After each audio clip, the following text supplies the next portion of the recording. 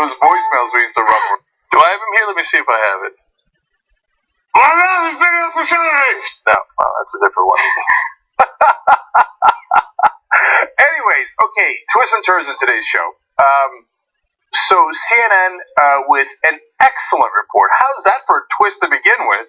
Okay, and then not such a good report. So twist and then turns. Okay, Asia Argento. Oh boy, man. Okay, I don't know what kind of trouble I'm going to get myself in that story. Okay, so buckle up, brace for impact. You might want to tell the right wing to set the recorders on record. Anyway, so are there recorders on the internet? Is there anything not recorded on the internet? All right, and then we got two great stories to start for you guys. The McGahn story has an awesome quote, super relevant, and then Rudy, of course, with the awesome quote of "the truth isn't the truth." Yeah, I'll give you the details on All right, so Casper, take it away. All right.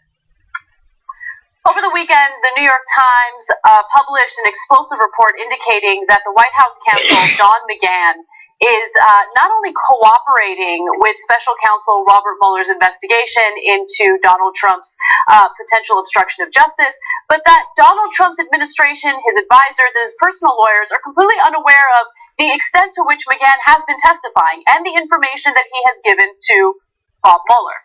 The story is insane, and it shows a pretty significant divide among Donald Trump's personal lawyers, or at least previous personal lawyers, and the White House counsel. There's a lot of backstabbing, a lack of trust. I'm going to give you all the details right now.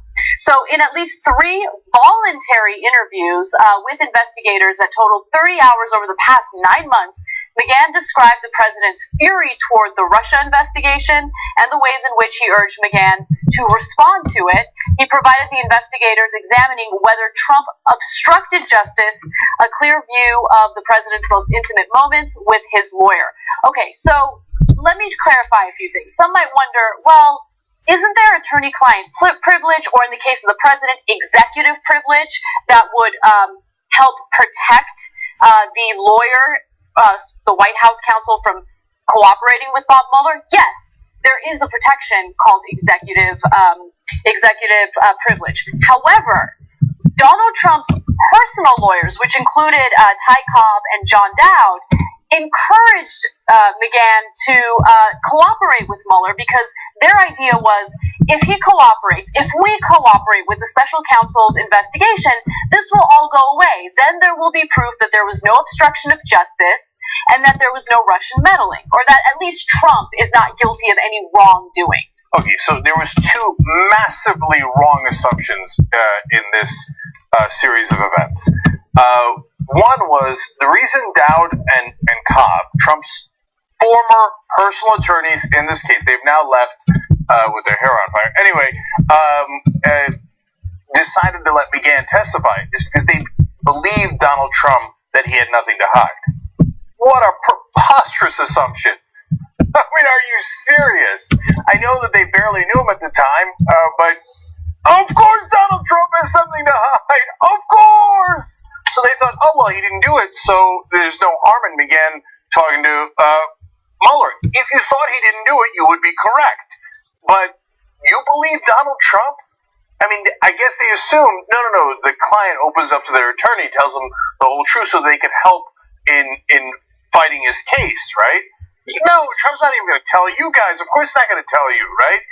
So that was wrong assumption number 1. Wrong assumption number 2 might be even more important. So understand what Anna was saying is that McGahn is not Trump's lawyer. He is the White House's lawyer. It's a different role. So now, still, an executive privilege is debatable as to what it applies to and what it doesn't. Attorney-client privilege, in this case, probably would have applied, could have been debatable, but it doesn't matter because they waived both of them, right? Not only did they waive them, but in their infinite incompetence, they also didn't ask McGahn after he testified, because he testified actually to Mueller, talked to Mueller, all the way back in November, long time ago, right? And he talked to him for 30 hours. That's a ton of time that he spent with Mueller, giving him all the details of what Trump did. Trump's lawyers didn't bother asking McGahn, hey, what did you tell the special counsel? Right. They were not... Unbelievable incompetence! They were not at all briefed because they did not ask on the interactions that he had with Mueller. What did you tell Mueller? What did you not tell Mueller? Like, it's insane. And it wasn't until the New York Times published this piece that there was panic at the White House, where there was a lot of stress about, okay, there's a lot that we don't know, and they didn't really understand the extent at which McGahn had cooperated with Mueller. So McGahn also laid out how Trump tried to ensure control of the investigation, giving investigators a mix of information both potentially damaging and favorable to the president. But again, the president doesn't know. The president's lawyers don't know. And what's interesting about this is that McGahn is the White House counsel.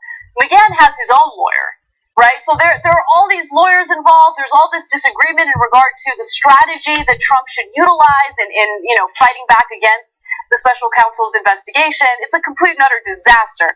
So let me give you one little piece before you jump in, Jake. So McGahn and his lawyer, remember he has a lawyer, William Burke, could not understand why Trump was so willing to allow McGahn to speak freely to the special counsel and feared Trump was setting up McGahn to take the blame for any possible illegal acts of obstruction. This is a very important part of the puzzle, because McGahn's like, why would you want me to do this? And so he gets together with his own lawyer, and then they start to realize, wait, there's a possibility that Trump is going to make McGahn take the fall for any wrongdoing. Trump has questioned McGahn's loyalty. In turn, Trump's behavior has so exacerbated McGahn that he has called the president King Kong behind his back to connote his volcanic anger. So they don't like each other. They're not getting along. There's a question of loyalty. And at the same time, McGahn is being encouraged to answer Robert Mueller's questions. Which leads us in a second to massively wrong assumption number 2. But I want to make clear that Anna is not using the word insane lightly. She said it twice so far. That's literally the word McGahn's lawyer used to describe the strategy of allowing McGahn to testify to Mueller. They thought it was, quote, insane. And so the fish rots from the head down. Trump is monumentally stupid. I've told you that 100 times because it's true. And the rest of the media and even his own lawyers and even political actors in Washington don't understand the depth of it. And it's relevant. So it's relevant in this case to assumption number 2. So they get this note from Trump and his lawyers saying, yeah, you can testify. They're like, you guys know what we know? We're the White House counsel. That's insane. They're like, oh, it must be a strategy to throw McGahn under the bus and say that he just took McGahn's advice to obstruct justice, because that's what Nixon did to his White House counsel, John Dean. John Dean wound up going to jail. So McGahn's like, I'm not going to jail. And so he says, and it's now in this New York Times report, that he answered Mueller's questions honestly and it was fulsomely, yeah. Which is a fun word, okay? Meaning like, no, I give him everything I got, brother, because I ain't going to jail, right? Yep. So then they realized later, oh no, it turns out Trump didn't have that strategy. So I'm going to quote the New York Times here.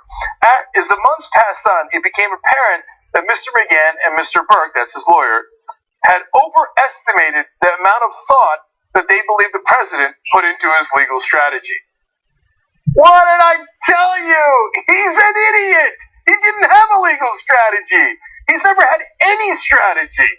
There is no three-dimensional chess. There's no two-dimensional chess. And he'd be lucky to make it through a game of checkers.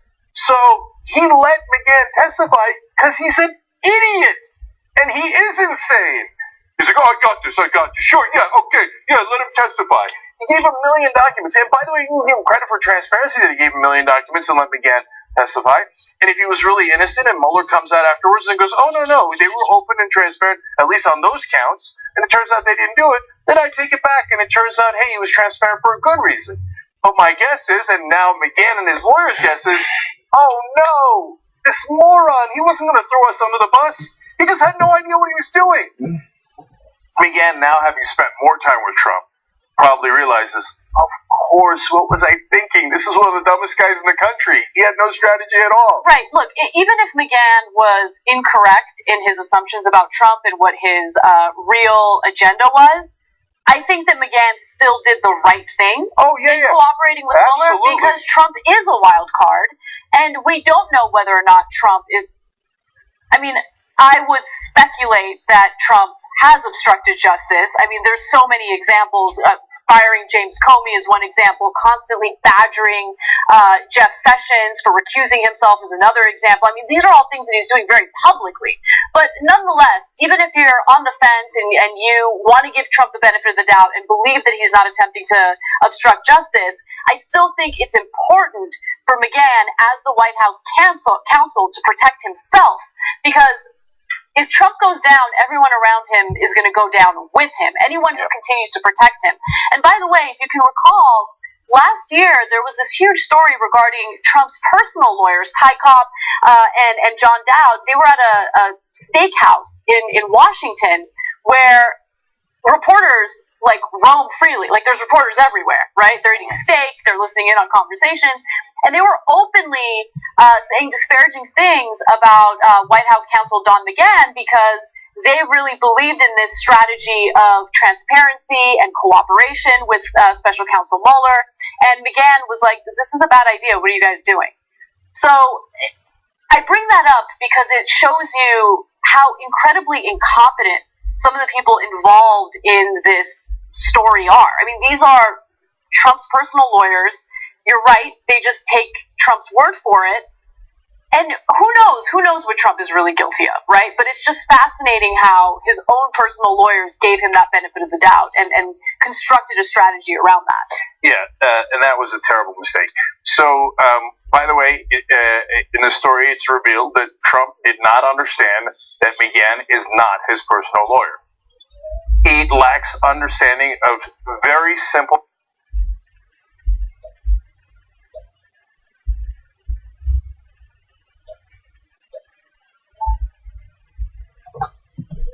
concepts. He is the White House counsel. He represents the office, not the person sitting in the office. Oh, but that's me. I'm the person sitting in the office. He's my lawyer, isn't he? Oh, God, you're so stupid.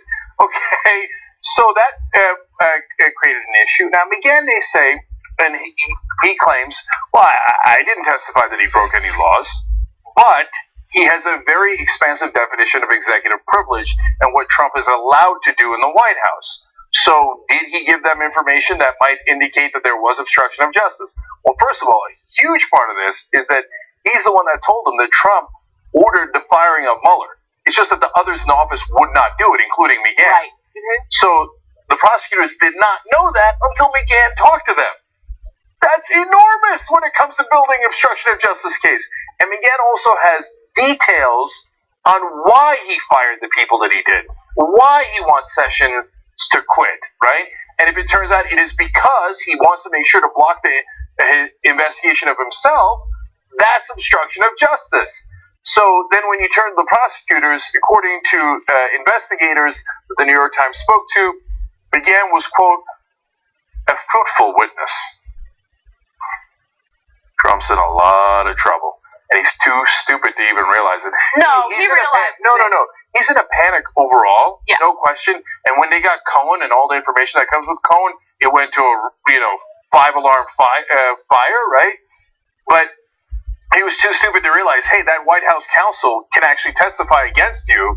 Don't let him go speak to Mueller. And he didn't know until this New York Times story came out about how much McGahn had talked to Mueller and revealed. And so that's why now, you're right, Anna, that they go to Bedminster, they do a panic get-together, Trump's again in a fury. He's just too small-minded to understand the consequences of his decisions and his actions. Once they finally land on top of his orange head, then he's like, oh my God, I didn't know, I'm so angry! And hence, McGahn's nickname for him, King Kong. Yeah. I remember back in the day when we would cover some more local news, we would do stories about really dumb criminals, like people who would go to banks, rob the bank, and then forget a jacket at the bank with their ID in the pocket. And it makes me happy to know that criminals on all levels are stupid. No, that's why I've been saying from day one, he's going to get caught, and he's not going to make it to 2020, because he's just flat out too stupid to execute anywhere near an efficient cover-up. right? And it doesn't take much. When you're the president, you have so much power. And you have executive privilege. You have all these things that you could use. If the FBI was investigating you, you would be toast, right? But the president could actually use the law to shield himself, even if he did it. But my thesis was he's too stupid to do that. And I believe, and this is yet another example of it, that I was right. He's just too stupid to even do the simplest things to cover up his crimes. So, here we go again. Tick, tick, tick, tick. Tick, tick, tick, tick. Yeah. The only thing that I will say I'm a little concerned about is it seems like Mueller's really boring in on obstruction of justice, etc. And I'm worried. I haven't seen the money laundering. Yeah, I haven't seen stuff about money laundering in a long, long time. And it looks like they might have brought the money laundering lawyers to deal with Manafort, not Trump. So I'm starting to worry that Mueller is like too careful and did not go to why Trump is working with the Russians in the first place. Right, but you're forgetting about, the investigation into Michael Cohen, right? Because if anything, Michael Cohen would, and those documents that they managed to get in that raid of his place, I think those documents might have something in there that would put Trump in a bad situation regarding money. He's done money laundering. He couldn't get a loan here in the United States. He couldn't do it. He went bankrupt too many times. He got his loans from Russia. That was a big story during the election. So, what, did Russia just decide to give him these massive loans to be nice? I don't know. There's something shady going on. And yeah, so I hope they get to it with Cohen, but I'm not sure. Knowing why I say Mueller's too careful is, knowing how careful he is, he's run out of time to investigate the money laundering. So, what does that even mean, though? He's investigating him. This whole thing about, you gotta wrap up the investigation. Is there a time limit? Well, look, there is a couple of, yes, in the real world there is. Politically there is, right? And they're bringing a ton of pressure. And every day the mainstream media goes along with it. So they're tough on Trump in other ways. But on that talking point, they should be like, he's done what he's done. Okay, yeah, go ahead, keep crying about how it's taking too long. That's irrelevant, right? But no. The mainstream media goes, well, has he taken too long?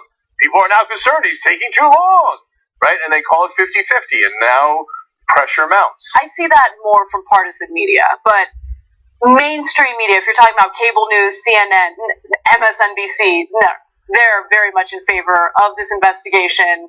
They support it. They won't stop talking about it. I don't see pressure mounting from them to wrap things up. Yeah, we're getting into a little bit of conjecture here, but look, and if things go on too long, he will fire him and say, "Hey, look, man, this witch hunt took so long, and I had to let him go." And part of the reason I say it, last thing on this, is that when Emma and Eric Weiler went and interviewed Trump supporters, having watched all that, and you can watch it at Rebel headquarters.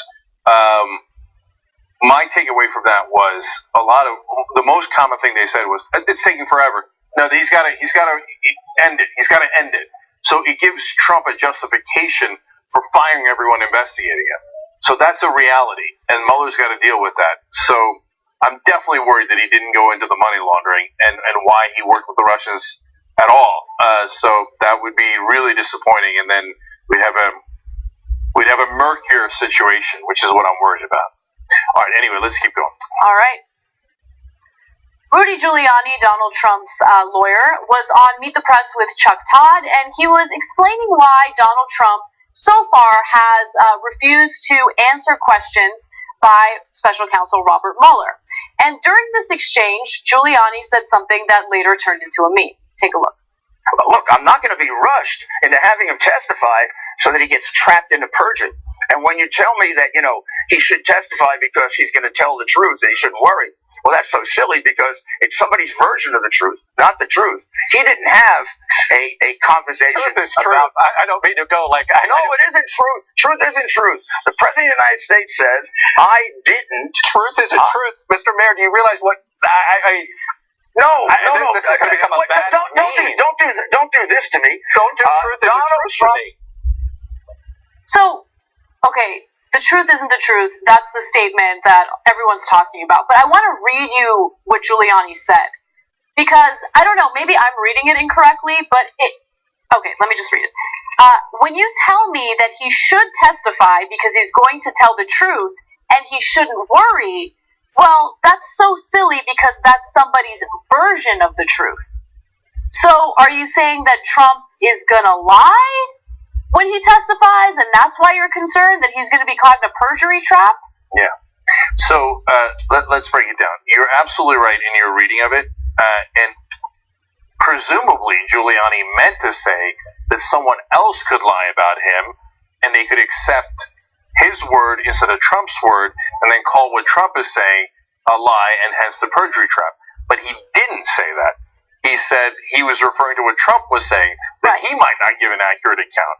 So it might be his 28th misstatement in a row, but his literal words are indicating that Trump wouldn't tell the truth. I mean, you are a lawyer in the most high-profile case in the country. There's no room for, oh, I misspoke, or that was just a small error. I actually meant to say this. Or, how many times is he going to do this? Now, and the fish rots from the head down. And so if I was being investigated by the FBI, would I hire Rudy Giuliani? Hell no. No way. The guy's a total buffoon. And so I wouldn't hire him because I'd hire a competent attorney, a regular attorney, and one who has a specialty in this case and is careful like most attorneys. But Trump hires someone as reckless and stupid as he is. And Trump looks at Giuliani and thinks, nailed it.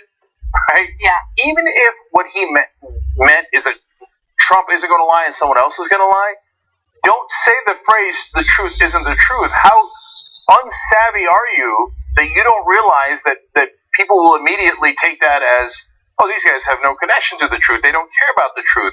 What a terrible thing to say as an attorney, right, and as someone representing the president, even if you meant it the right way, which it's not clear that you did mean it the right way. So I want to give you guys a little more context into this conversation so you can... He clarifies what he means a little bit in this next clip. So let's take a look at that. Donald Trump says, I didn't talk about Flynn with Comey. Comey says, you did talk about it. So tell me what the truth is. Don McGahn If you're such a genius, Don McGahn doesn't know. If that's the situation, okay, have two pieces of evidence. Trump says, I didn't tell him, and the other guy says that he did say it. Which is the truth? We have a credibility gap between the two of them. You got to select one or the other. Now, who do you think Mueller's going to select? One of his best friends, Comey, or the president, who he has been carrying on a completely wild, crazy, unorthodox investigation? Wild, crazy, unorthodox investigation. Okay, so look, the truth isn't the truth did turn into a meme, and so Rudy Giuliani felt the need to clarify what he meant on social media. I want to read you those tweets very quickly. He says, my statement was not meant as a pontification on moral theology, but one referring to the situation where two people make precisely contradictory statements, the classic he said, she said puzzle. Sometimes further inquiry can reveal the truth, other times it doesn't. So just to answer his question, you know, you have Comey saying one thing and Trump saying the other. Who do you believe? I would believe Comey because he doesn't have a history of constant deception as Trump does. So So I understand what Giuliani's saying. I think most people understand it, even though he misstated it and stated as if Trump would be lying. And he said this phrase that is, of course, going to get him in trouble, and he's incredibly stupid for saying. But overall, we all get it. He's saying that, hey, Trump's going to tell the truth, but the other guys are going to lie about him, and then the prosecutor will just believe Comey and the other guys, and then call what Trump is saying perjury, even though it isn't. That's the claim that Giuliani's trying to make. But that's not how it works. And you wouldn't actually just decide, hey, is one guy telling the truth or the other? Who do I like more? Who do I believe more? No, you would look for other evidence. That's why Chuck Todd pointed out, well, McGahn would know. If McGahn was in the room and he's the White House counsel, and we found out over the weekend, he very honestly talked to Robert Mueller because the idiot Donald Trump let him and waived attorney-client privilege and executive privilege. Then if McGahn's in the room and he backs up Comey's version of events, as an example, in that case he might not have been in the room, but McGahn was in the room for a lot of these things. So if Trump says X, and it turns out the other guys say Y, the other people in the room also say Y, well, then you have your answer. So rest of the evidence will determine who's telling the truth. That's why Trump should not testify. If I was his lawyer, I would say, are you kidding me? We're going to go nowhere near Mueller. We're never going to be in the same state as Mueller because Trump isn't telling the truth, right? And he will get caught. He will definitely get caught because most of those cases, there were other people in the room and they don't want to go to jail. So they will tell the truth of what happened, including potentially the White House counsel. The second reason why Trump might get caught is because he constantly contradicts himself. So you don't even need other witnesses. Trump will say, I fired Comey because of the Russia investigation on national television. Then he'll turn around and say, no, I didn't fire him because of that. I fired him because he was mean to Hillary Clinton. That's literally that's their going thesis now, that they fired Comey because they didn't like the way he treated Hillary Clinton. That was the original memo that Rosenstein wrote, and now they've come back to that. But you contradicted yourself, so you're by definition lying in one of those cases. And not only that, I mean, think about the way he tries to slander Robert Mueller or James Comey. I mean, Robert Mueller has been a lifetime or lifelong Republican, but he keeps painting him as this Democrat who's on a witch hunt. I mean, he's lying about who Robert Mueller is. Look, Robert Mueller is not... It's funny because in this weird topsy-turvy world, you find yourself as a progressive defending Robert Mueller when in any other situation, any other scenario, Robert Mueller is not someone that we would typically defend. But he keeps going after him as if he's like this hardcore progressive who's trying to get Trump impeached. But that is not the case. So the fact that he's lying about that shows you what his character is. He lies time and time again. Look, I don't think Robert Mueller even needs to talk to Trump. Right? Trump incriminates himself on a regular basis on social media. He can't help himself. So collect that evidence, do your job, talk to the people that matter, and let's get to a conclusion.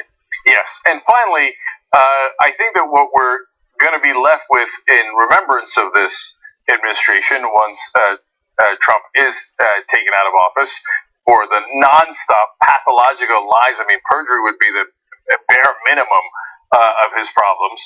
We will remember things as truth isn't truth. Kellyanne Conway saying, we believe in alternative facts. And Donald Trump saying, what you're seeing and what you're reading is not what's happening. That is another direct quote. And by the way, let's all remember that he told Leslie Stahl, I keep attacking the press because when you guys write negative things about me, I don't want people to believe you.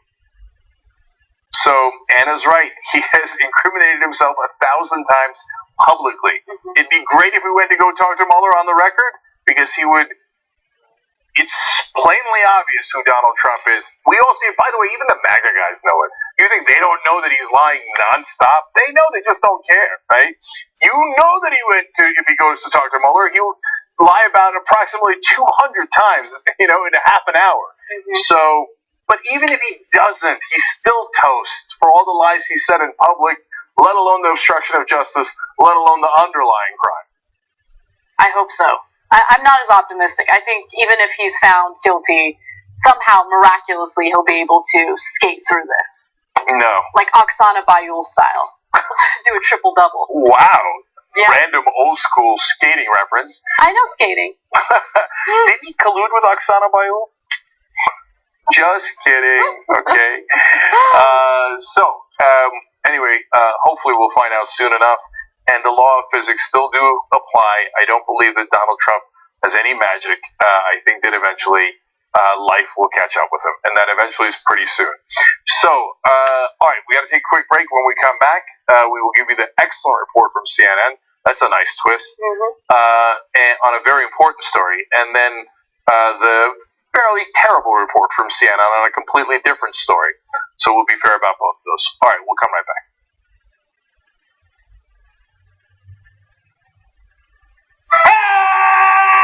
We get animated about this. Yes, we're not the robots on TV. I actually care about the news. Guilty, I care. Senator Sanders, I'm going to do something unusual. I'm going to ask you a policy question. How dare you? That's the problem. You're the problem. Don't ever attack the Republicans. Wait, no. It's the liberal media. No. These are all establishment guys. They love the system as it is. They're all enormously rich off the system that exists. For us, this system isn't working. So what this campaign is about is trying it. to create an economy that works not only for the people on top, but works for all Americans. So what's happening in the Democratic Party is what used to happen in the general election. We would have a person who represented workers and the people and the voters, and then the Republicans would represent business and corporations and Wall Street. That's happening all inside the Democratic Party this time. We're going to rock the boat. We're going to be counter-establishment. We're going to tell people the truth to the best of our abilities, and we're going to keep it real with them.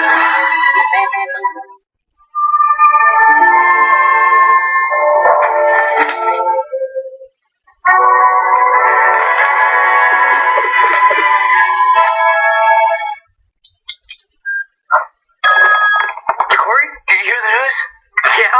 You know what we have to do, right? Let's do it.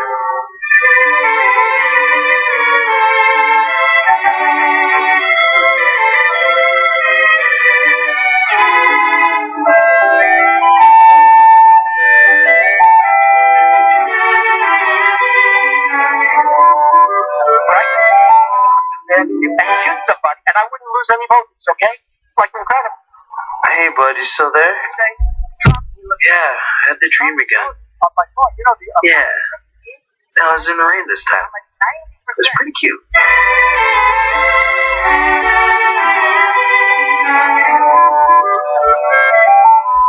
Welcome back, everyone, to another episode of The Damage Report, another week of the news. I am John Idarola, and we've got a doozy of a show for you. My God, is DC up its own ass today. We have put someone into power in our country who is so crazy, they have finally out-crazied North Korea. The U.S. is the only country in the world that isn't part of the Paris Climate Accord. Yesterday, Donald Trump did exactly what he told us. He pulled the U.S. out of the Iran nuclear accords. People call the police on black people. People are fearful of black humans. There is no more to the story than racism. I was going to say we've been dealing with the issue of lead poisoning in this country, but that would imply that we're really doing something. We have an issue with lead poisoning, and it continues. So 60 people are now dead, some of them grandmothers, many of them children. The silence of politicians on both sides of the aisle. Just about only Bernie Sanders, maybe Tulsi Gabbard, and a few others have actually been critical of what happened there. And the rest are cowards hiding behind silence, refusing to admit what happened yesterday. We have to be able to accept that we do things wrong in this country. You can fix and change things, make things even. What's great about our country, and this is a great example of it, is everybody's pissed off. It is the Damage Report, and it's all about the threats facing us each day. When something's relevant, and it's hot, and it's in the news, you're not supposed to talk about it. Should we start talking about it now? All right, everybody, good afternoon. Let's answer some questions truthfully for a change. Why must you criticize in such personal terms? Because he is a dick. Here's a list of what the president watches every day. Cartoons, Fox and Friends cartoons. You said the president takes the issue of violence against women seriously. Yes, but in my defense, that was a joke. To keep women safe, we've made a strict policy of hiring very few of them. You want the truth? You probably can't handle the truth.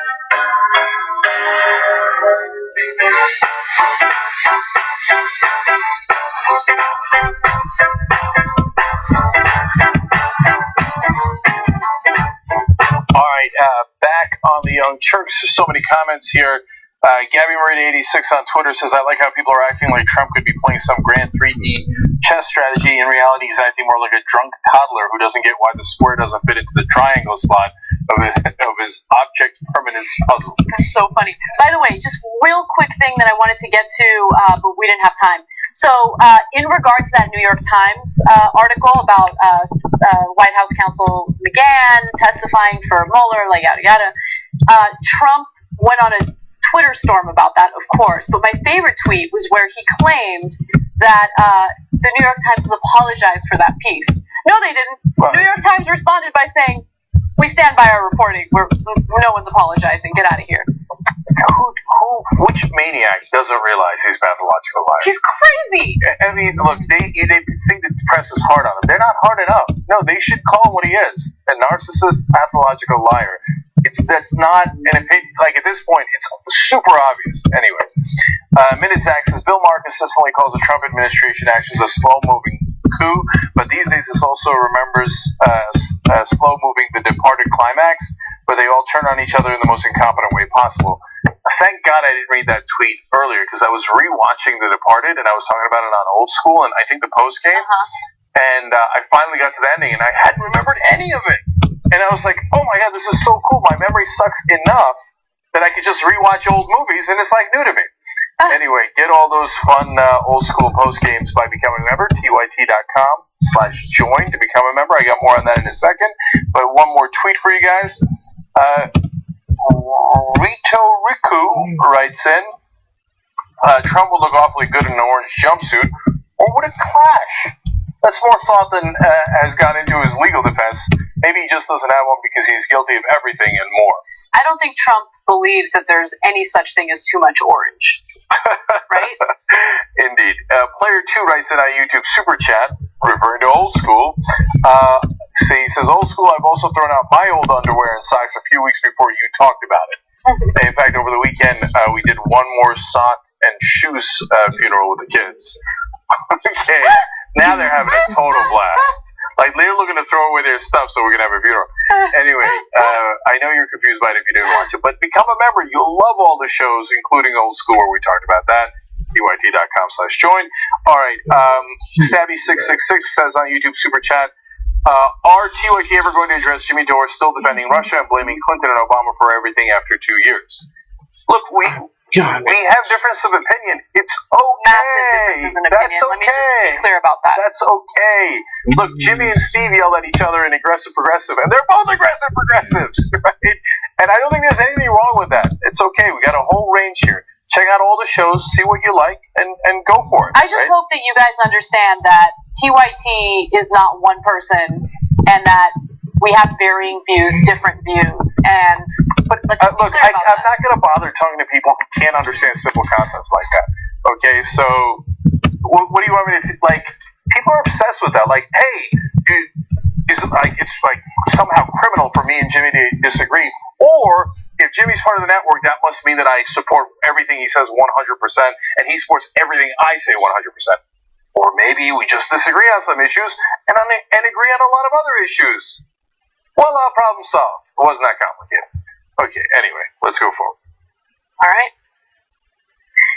In a rare piece of excellent reporting, CNN looked into the weapons used by the Saudi-led coalition in Yemen, which have killed countless civilians, and this is all part of a civil war, an ongoing civil war that began in 2015 in Yemen. It was a rebellion by Houthi rebels, and the Saudi-backed coalition, which supports the Yemeni government, has been aggressively going after these rebels, and unfortunately, many civilians have died as a result of that. Now, the story that we recently talked about had to do with the bombing of a school bus, which carried dozens of children. The bomb used by the Saudi-led coalition in that devastating attack on a school bus in Yemen was sold as part of a U.S. State Department-sanctioned arms deal with Saudi Arabia.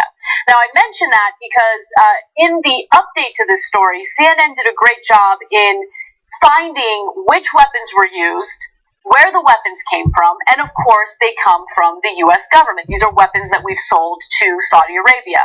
Now, the weapon that left dozens of children dead on August 9th was a 500-pound laser-guided Mk-82 bomb made by Lockheed Martin, one of the top U.S. defense contractors.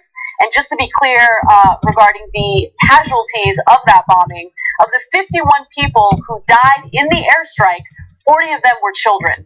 Now, I want to just quickly show you a video of what that bombing was like and how devastating it was for the people who were victimized by it, who were in the area. The video I'm about to show you is graphic, so I want to give you a warning, but with that said, let's take a look. On August 9th, Zaid's son Osama filmed his class on their long-awaited school trip, a reward for graduating summer school. Within hours, and it had all gone horribly wrong. A plane from the US-backed Saudi-led coalition struck a bus carrying them. Dozens died. Some of the bodies were so mutilated, identification became impossible. Okay, so first of all, I want to give credit to CNN for an excellent report.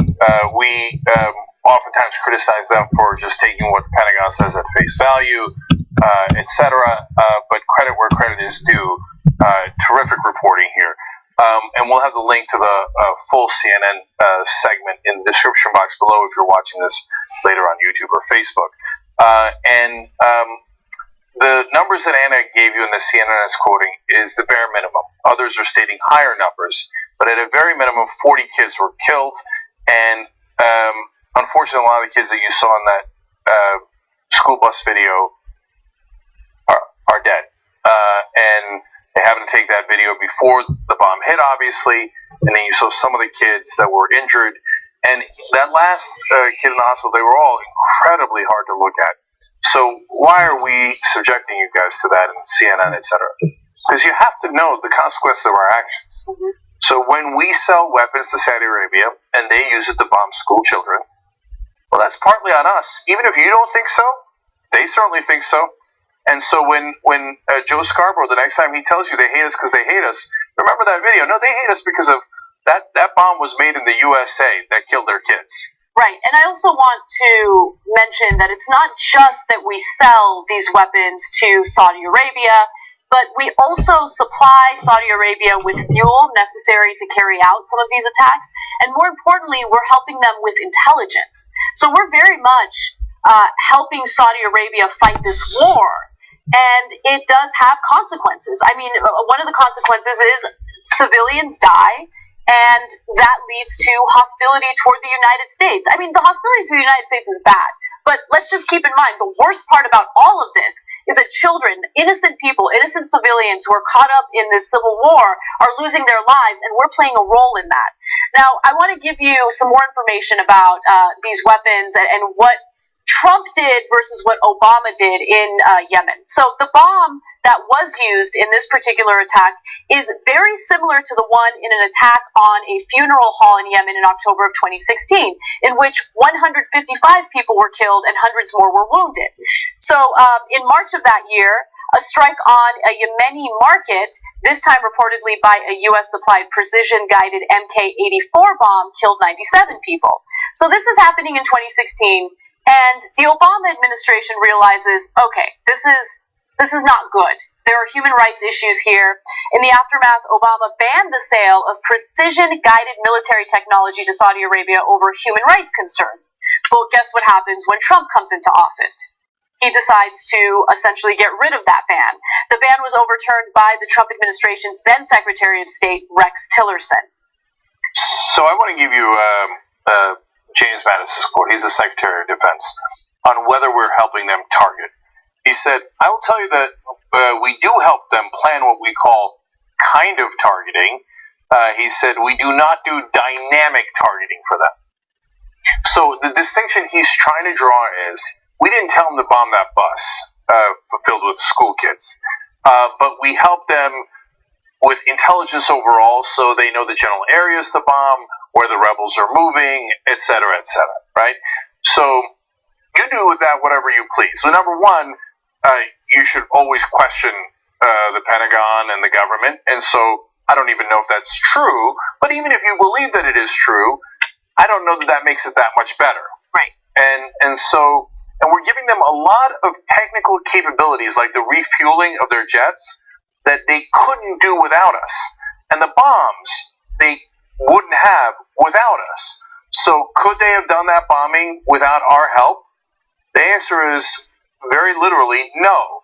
So it's possible that they could have gone to China and Russia. Maybe they might not have the capabilities that we have in executing these type of missions, such as they are. So I want to go back to the CNN report here, because they show you the bomb and how we know definitively that it was a U.S.-made bomb. So let's watch that part. This video of shrapnel was filmed in the aftermath of the attack and sent to CNN by contact in Sada. A cameraman working for CNN subsequently filmed these images. Munitions experts tell CNN this was a US-made Mark Mk-82 bomb, weighing in at half a ton. The first 5 digits there are the cage number, the commercial and government entity number. This number here denotes Lockheed Martin, one of the top US defense contractors. We're at the forefront of the science that makes them real. This particular Mk-82 is a paveway, a laser-guided precision bomb. Its targeting accuracy a particular point of pride for Lockheed Martin. So, one more time, credit to CNN, not just because they're covering this topic matter, which is really, really important, but they bothered to send a reporter to the ground to confirm that it was an American-made Lockheed Martin bomb. So now they went a little bit further and gave you a map of all the different places where American bombs have landed. It's not a pretty picture. Let's take a look at that as well. The devastation inflicted by the Mk-82 is all too familiar in Yemen. In March 2016, a strike on a market using the similarly laser-guided 2,000-pound Mk-84 killed 97 people. In October 2016, another strike on a funeral hall killed 155 people and wounded hundreds more. Then the bus attack on August 9th, where they're still counting the dead.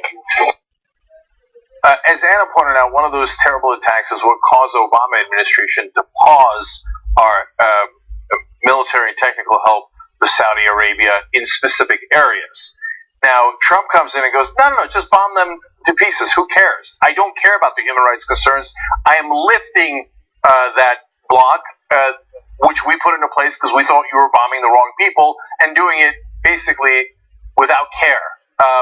And then he sold them $110 billion of extra weaponry. And no one is innocent here. With our Democratic and Republican administrations have been supporting Saudi Arabia and their human rights abuses for decade after decade after decade. This war in particular that's been going on for 3 years is literally the worst humanitarian crisis in the world. According to the United Nations, they have 22 million people in Yemen. 3/4 of the population is in desperate need of aid and protection as we continue to sell weapons to Saudi Arabia that devastates the country of Yemen. So, yes, he made it worse. And hence, Saudi Arabia, understandably, took that as a green light to continue these bombings.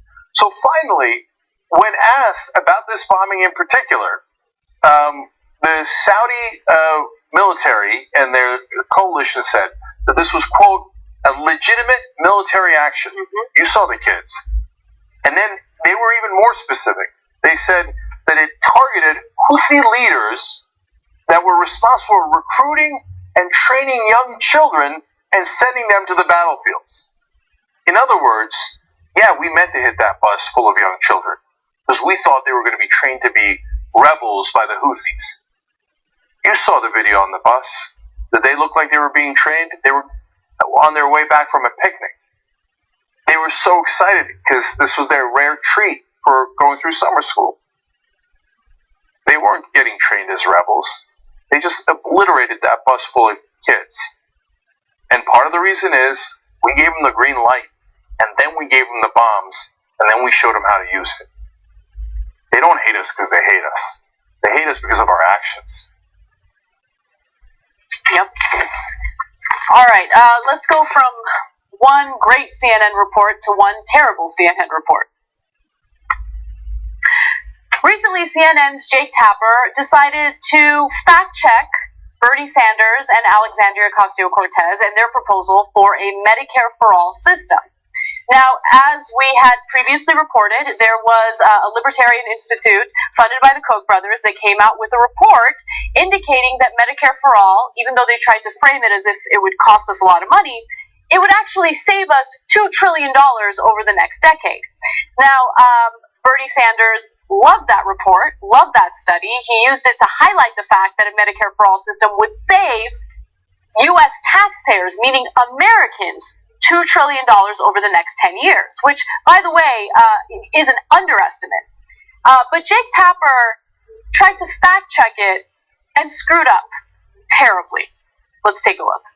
This week, we're going to take a look at a claim made by two self-identified Democratic socialists, Vermont Independent Senator Bernie Sanders and New York congressional candidate Alexandria Ocasio-Cortez. They say that a study funded by the billionaire Koch brothers, who are generally, I think it's fair to say, libertarians and conservatives, that the Medicare for All proposal would actually save the government money. Let me thank the Koch brothers, of all people, for sponsoring a study that shows that Medicare for All would save the American people $2 trillion over a 10-year period. It shows that Medicare for all is actually much cheaper than the current system that we pay right now. Is that true? Did a study funded by the Koch brothers indicate that Medicare for all would actually save the U.S. government trillions of dollars? No, it's not true, at least not according to the author of the study. Okay. No. There's a lot. But the first thing that I want to get to is a very obvious mistake here. And I don't know if it was an intentional, misleading statement, but Bernie Sanders and Alexandria Ocasio-Cortez on multiple occasions mentioned that a Medicare for all system would save Americans $2 trillion. But Jake Tapper said that Bernie Sanders claims that it's going to save the U.S. government $2 trillion. So which one is it? What has Bernie said incessantly? Who's right? Who's wrong? I don't know. Let's take a look. Sponsoring a study that shows that Medicare for all would save the American people $2 trillion. Yeah, he didn't say the government. He said the American people. Yeah. But that's actually the smallest part of the story. Yeah. So I saw that Jake Tapper story, so-called fact check, and I fact-checked his fact-check and was all over him on Twitter. But and then a lot of you guys were, and then a lot of other people were, and then now they're beginning to backpedal. So let me give you just a little bit of context. Look, we did a story just earlier in this show giving CNN a ton of credit for their report on Yemen. In the past, when people ask me who is some of the best anchors on mainstream media, I often say Jake Tapper. And I've credited Chris Cuomo and Alison Camerota, etc. So we're not like the right wing where we're just all blanket, they're all terrible, etc. Right? But this one was terrible. And I can guess as to why they're doing it wrong, but I'll tell you the two parts that got the most wrong in a second. My guess is that, hey, we say Trump's wrong all the time, which he is, so we have to balance it out. So let's just find something, anything we could pin on Bernie Sanders, Alexandria Ocasio-Cortez, and the left wing, and then we go, hey, you see that? We're even. Let's call them liars. They can't wait to call them lies. Okay? So now, if you ask Jake, he'll be like, no way, you're crazy, no way, right? But every time Bernie Sanders, during the 2016 election and on, right, talks about anything, is it practical? Is it true? It's that dismissive attitude. What Jake Tapper and a lot of those hosts don't realize is they do have a bias. They don't realize it. It's not a conspiracy. They didn't get together in a room and decide it. They have groupthink in Washington. And the groupthink is the establishment and the status quo are correct. Whatever is in what they perceive to be the center is correct. That is why they will often attack the right and the left. Constantly attack right, attack left, attack right, left. Hey, guess what? Your bias is what you call the center and what the rest of us call the establishment. So look, I in this specific case, though, there was no attempt at, hitting the center of the issue.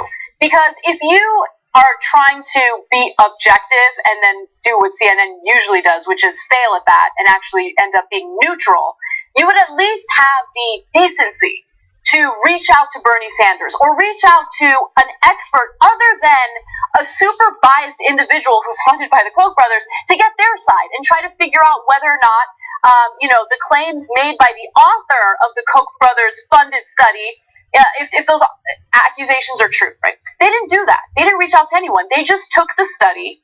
They took the word of Chuck Lawhouse, who authored that study, at his word, and they didn't ask anyone else. They didn't ask an expert. They didn't reach out to Bernie Sanders. They didn't talk to Alexandria Ocasio-Cortez. In fact, in the next video, Tapper says the thing that actually frustrated me the most, which was essentially giving the benefit of the doubt to someone who's been funded by the Koch brothers to essentially lie about a Medicare for all system. Take a look. Now, while it's true that the Koch brothers have given millions of dollars to the Mercatus Center at George Mason University, and an AP investigation earlier this year suggested that the Koch brothers do have control and influence over the hiring and firing of professors, we should note, for whatever it's worth, the authors of the study said the Koch brothers did not influence them in any way. No, you shouldn't note that. You shouldn't note that. You just mentioned that they have a say in the hiring and firing of professors in departments that they're funding. Really? You think that they have absolutely no say over what this author publishes?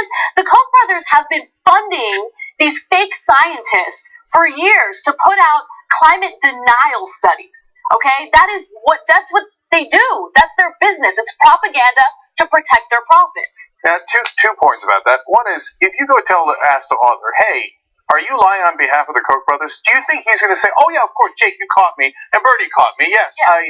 I got hired to tell people that Medicare for All is bad, because that's what the Koch brothers believe. So, but okay, you caught me red-handed. So that's a useless thing to ask them. But secondarily, more important in my opinion, is not whether the Koch brothers wrote a memo in the middle of that study saying, hey, remember, I'm paying your checks, and if you want the checks to clear, you're going to write what I tell you to write.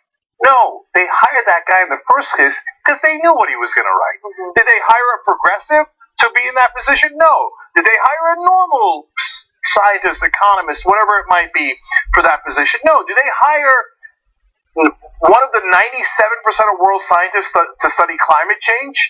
No, they hired the 3% that deny climate change.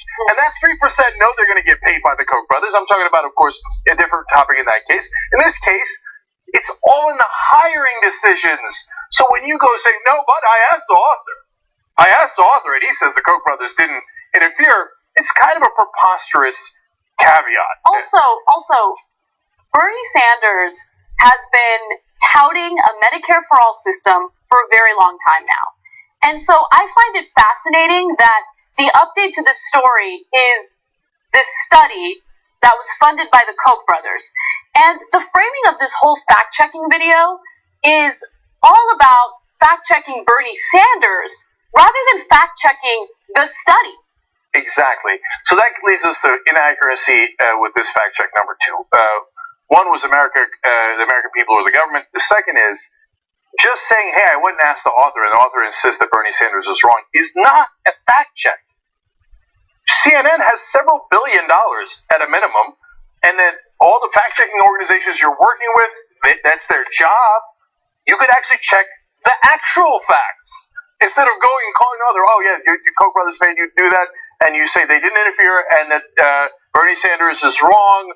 Okay, well, you say he's wrong. Okay, I'm going to tell everybody that he's wrong, right? Do the actual fact check, which now leads us to the most important part. So what's actually true?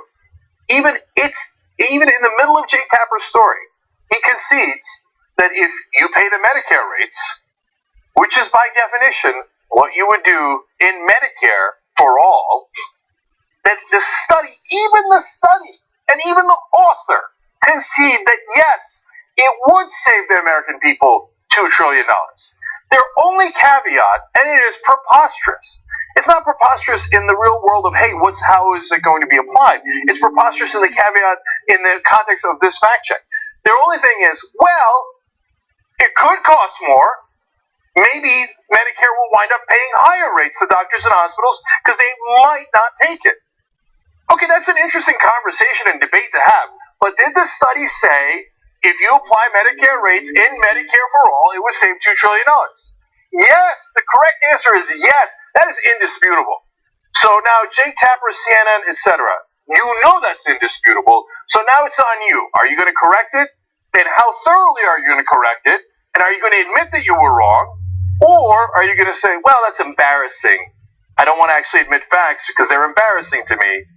So I'm not going to admit it. That's on you guys. By the way, if you are infuriated, if you're angry at Jake Tapper's video, the next portion of his fact check video will probably frustrate you even more. I'm going to skip ahead, guys, to video 10 because this was, in my opinion, the most insulting part of all of it. Take a look. Now, we're not here to make a judgment on the viability of Medicare for All, and we have no idea if the Koch brothers influenced the writing of this Mercatus Center study. But it does seem pretty clear that the presentation being made by Senator Bernie Sanders and Alexandria Ocasio-Cortez about this study lacks a lot of context, and the author of the study says they are not being accurate. A reminder to all you politicians out there, you're perfectly entitled to your own opinions, not to your own facts. I can't. I mean, that was ridiculous. So, look, I commend Bernie Sanders for actually responding to this, and he did it in a multi-tweet series. But I want to get to the heart of it, so I'll give you some of these tweets. So he said the following: I thank Jake Tapper for, let's go to graphic 44. I thank Jake Tapper for admitting his fact check on Medicare for All was not factual and editing his video.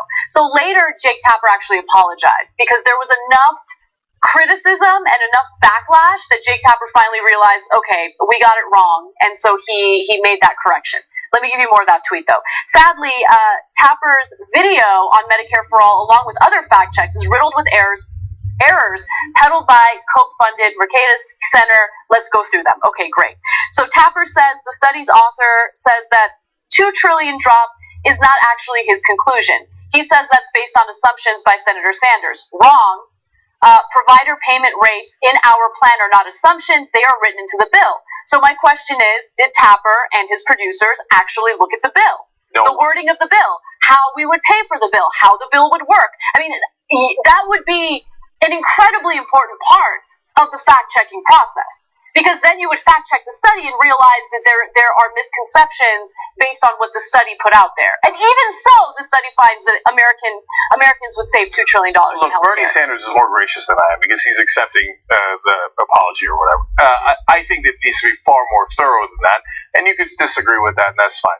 But that condescending thing at the end about, you're entitled to your own opinions, but not your facts, when you didn't bother checking the facts, is unbearable. Are you going to tell me now that Jake Tapper and his producers read the bill?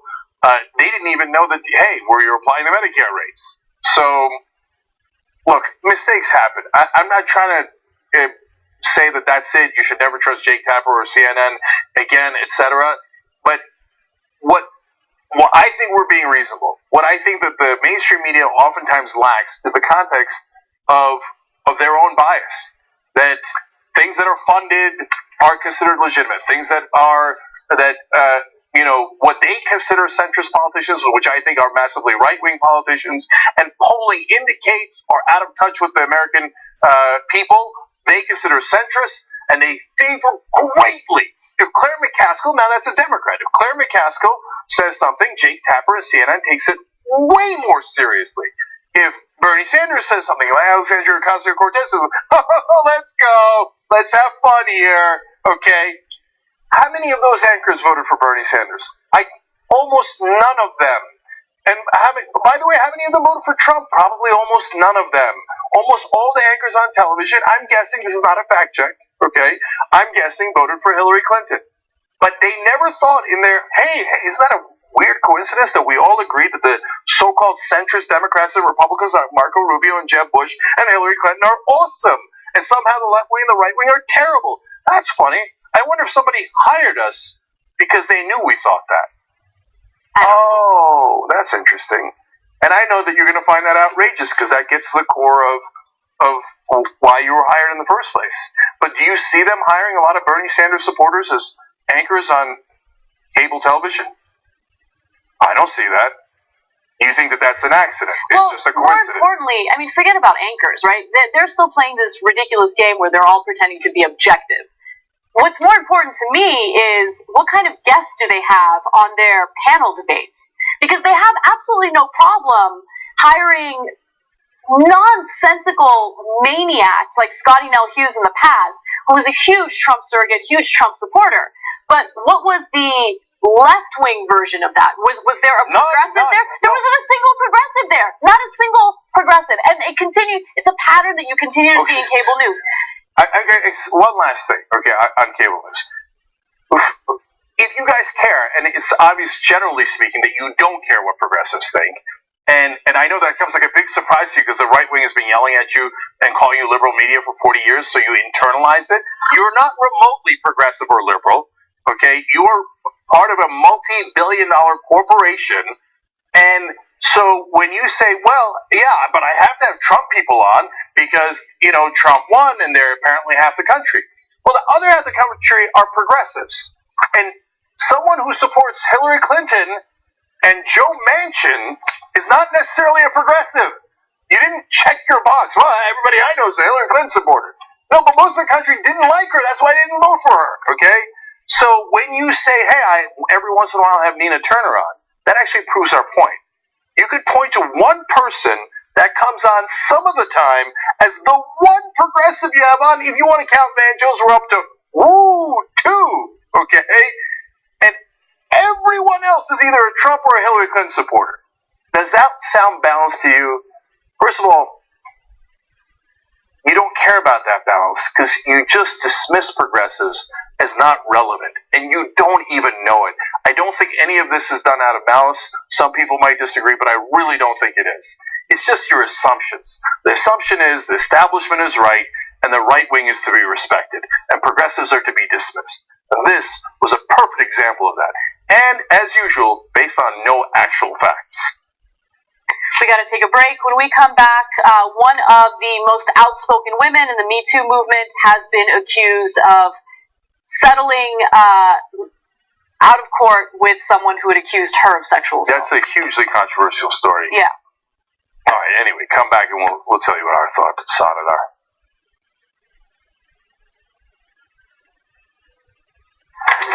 I just shot a clip. It's time sensitive and it needs to be edited. Did anybody call for it? Editor.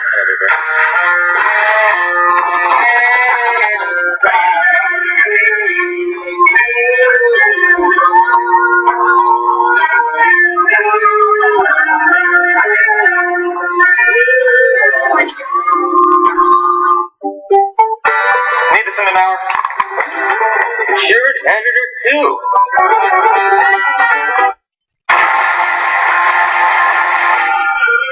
Aaron, which one do you like better?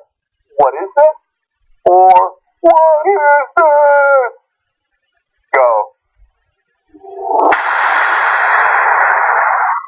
I'm just doing what's right. Yes, go back to that shot. Mexico's going to pay for the wall. It's so good. Very, very big price. I can't finish it because it's so good. Welcome back to a whole new season of Murder with Friends, the show where two friends get together and talk about the darker sides of history. You guys know that I go all the way on conspiracy theories, so work with me. How did the police let that happen? Because they were corrupt at the time. It was like awful, not that they still are. Statistically, we've all met someone who's murdered someone. It's creepy. You can't talk about a murderer without going back to his origins. It's Murder with Friends. Don't be scared. You're among friends.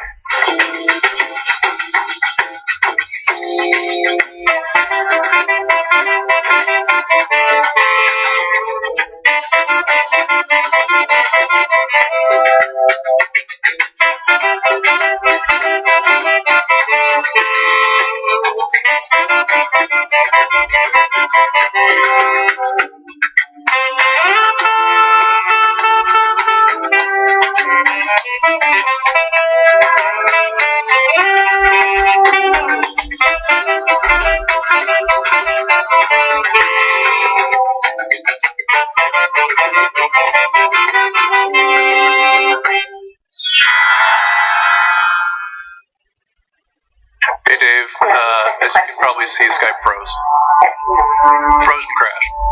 You know, I'm watching a documentary on the Vietnam War, and there was a TV journalist in the middle of some tiny little village in Vietnam doing live TV as the soldiers were burning the Vietnamese huts, and it didn't crash. And that was 1965, and he was in Vietnam.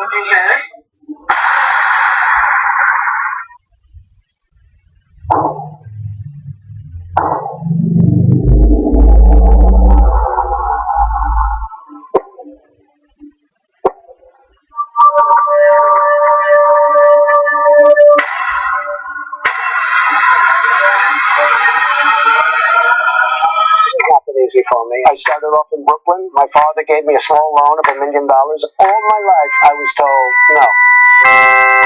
He said I had small hands. They're not small. I never heard that one before.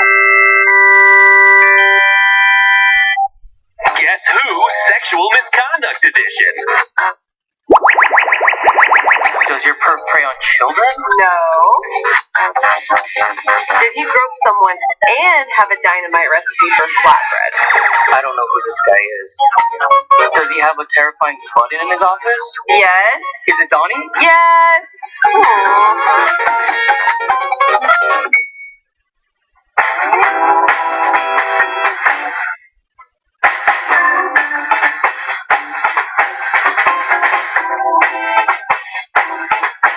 All right, back on the Young Turks. Cenk and Anna with you guys. Lots of comments.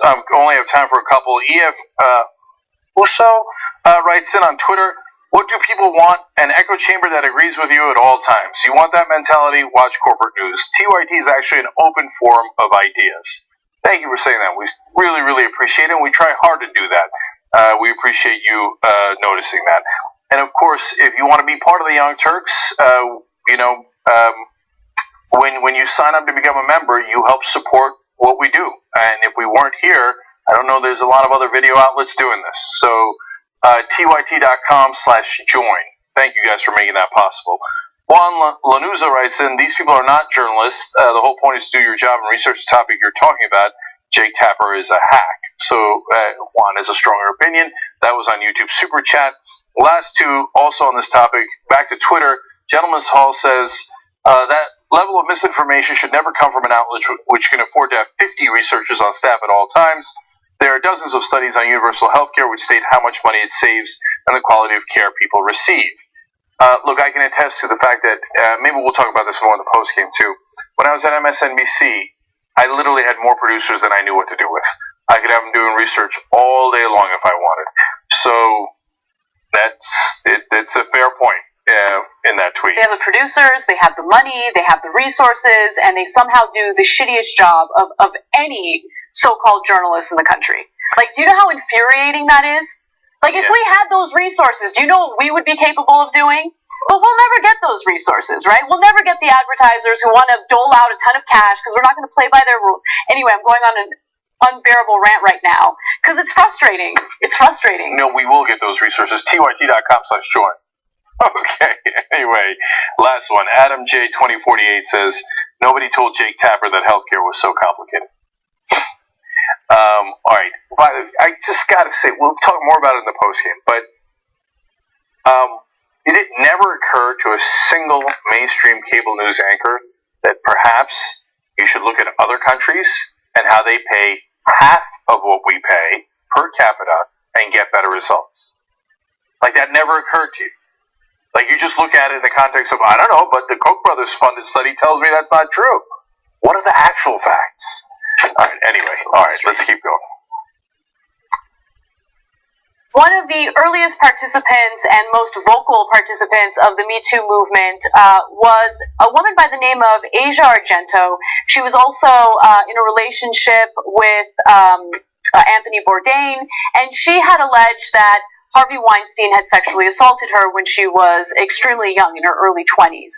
Now there has been a report indicating that she had paid hundreds of thousands of dollars to her own accuser in an effort to, keep him quiet so he wouldn't share his story publicly. Now, I want to be clear that part of the settlement did not indicate that there was an NDA, non-disclosure agreement, because it's in the state of California, and in California, NDAs are not allowed in this context.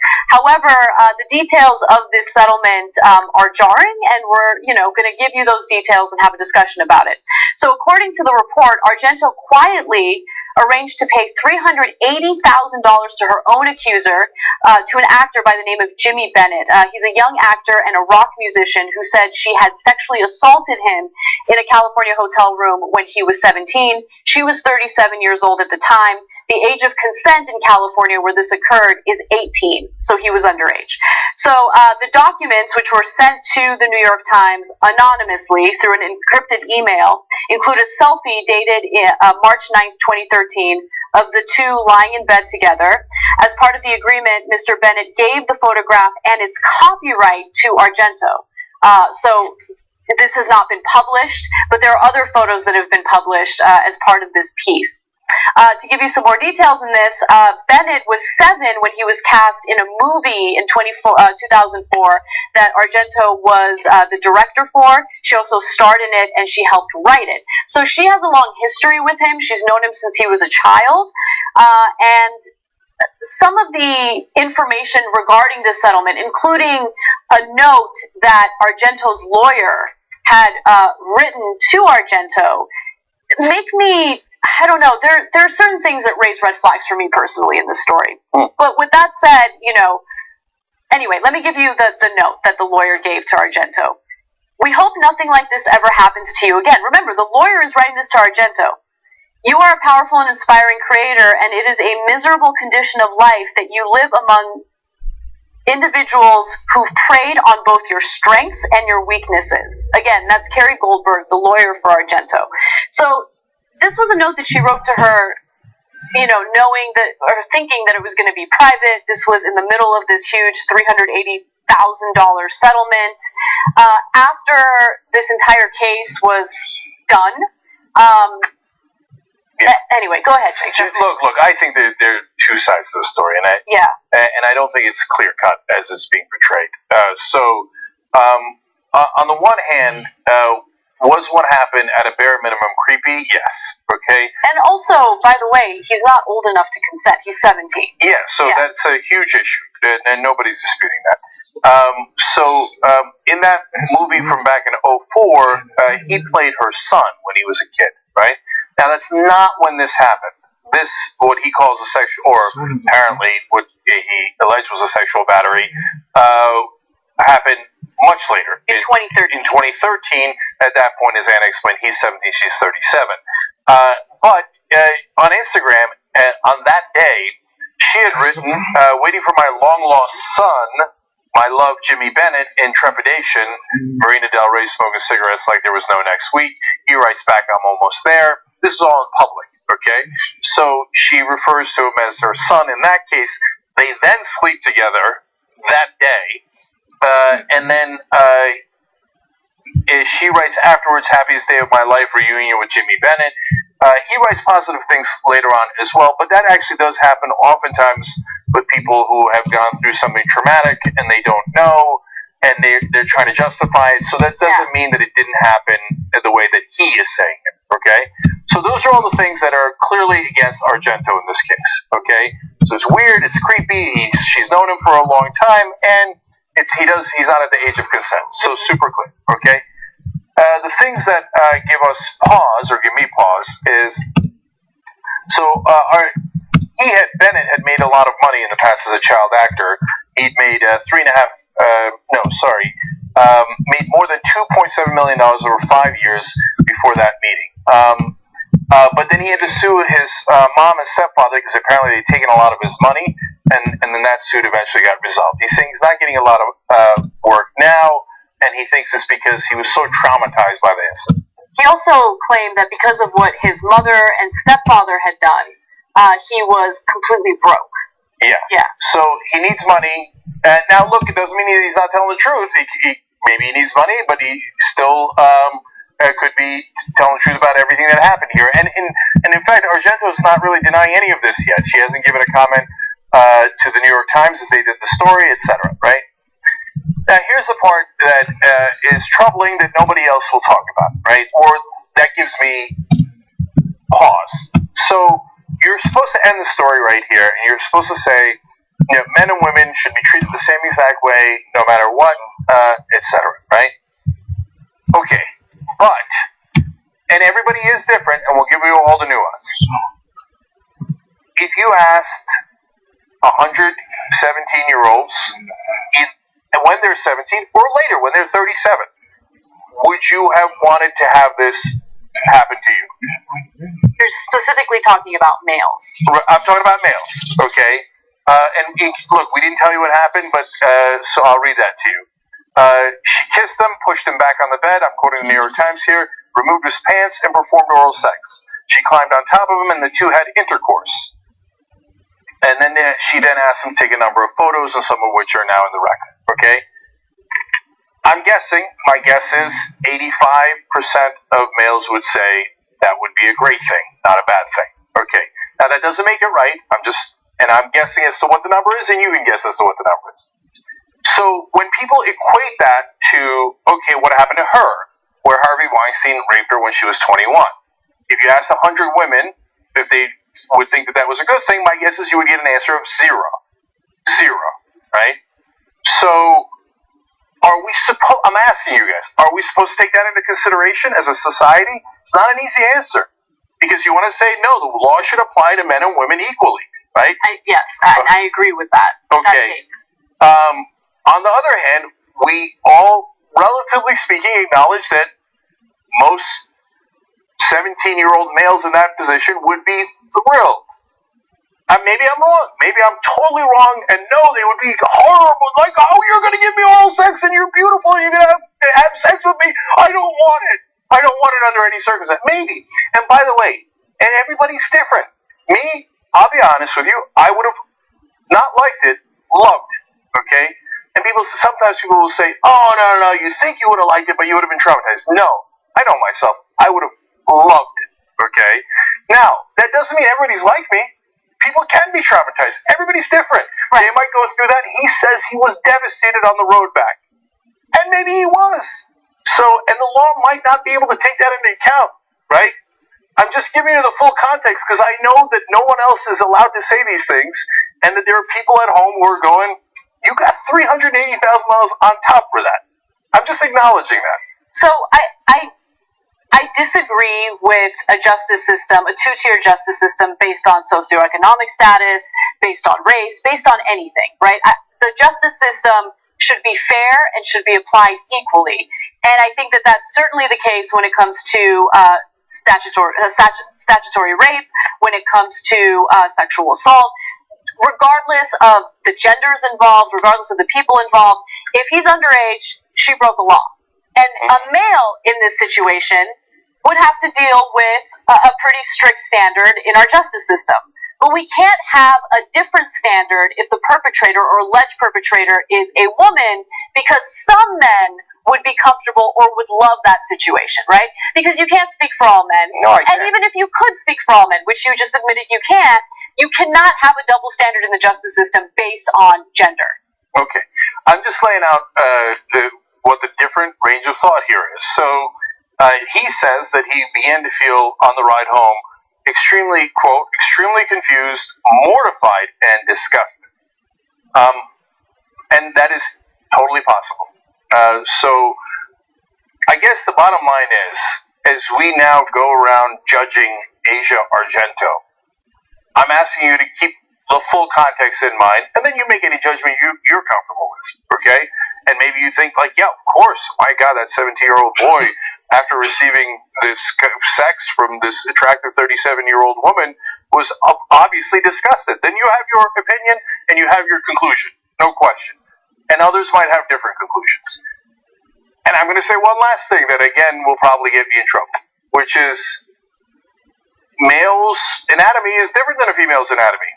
If you were, I don't know, can you enjoy that act at the moment and then later decide you were disgusted? I know certain things have to work, and people can say, that's not fair, and maybe it's not fair, I don't know, but we do know that he did participate in that act, and for a man, you do have to participate. So, I don't know. These are hard questions. So, if you think they're easy and you want to judge me as well, bless your heart, go forward and do that.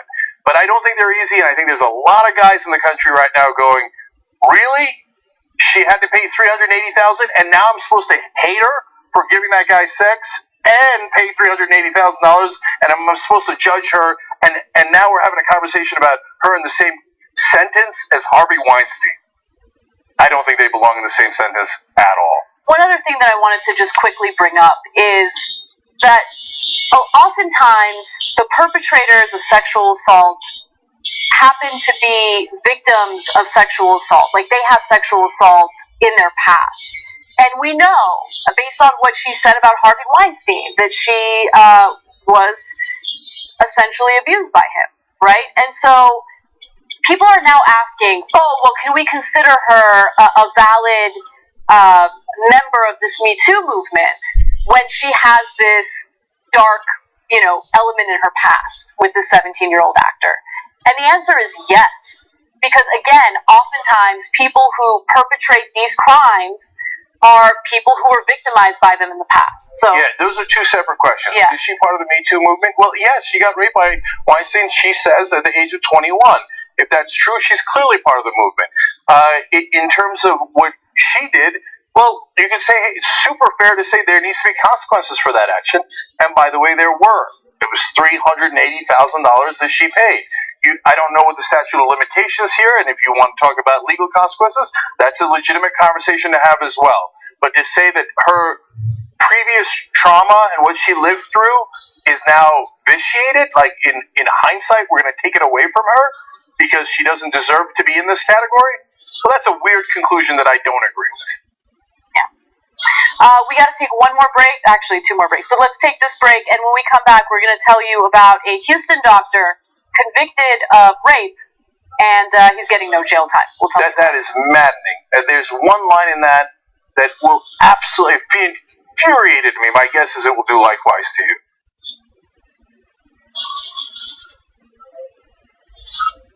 You want Christopher Walken to say, nerd alert. Wow. Wait a second, Doc. Whoa, wait a second, Doc. You mean to tell me this is a nerd alert? That's right, Marty. We've entered a nerd alert. A lot of gifts to you. Super gift. We are approaching the holiday gaming season, so with that, we should take a look at some of the great releases that are coming out. Some of the things that you're excited about, are they actually worth looking at? We're going to go up to Nintendo and see. And that's what brings us here to YouTube Space LA, where we are going to take a look at what it would have looked like on set. Haha! Space Gun. This is Frank Miller. I don't think I need to tell you how influential he is. So Arya just murdered all of this house. Oh, Frank. I keep my pants 20% less in auditions now. I would say for $1,000, we can give you the full body experience by putting you in a body bag and watching a movie. A lot of people would probably pay $1,000 for that. I wouldn't be surprised. A lot of people have weird sex things that might enjoy this. Oh, maybe it's for the adult industry.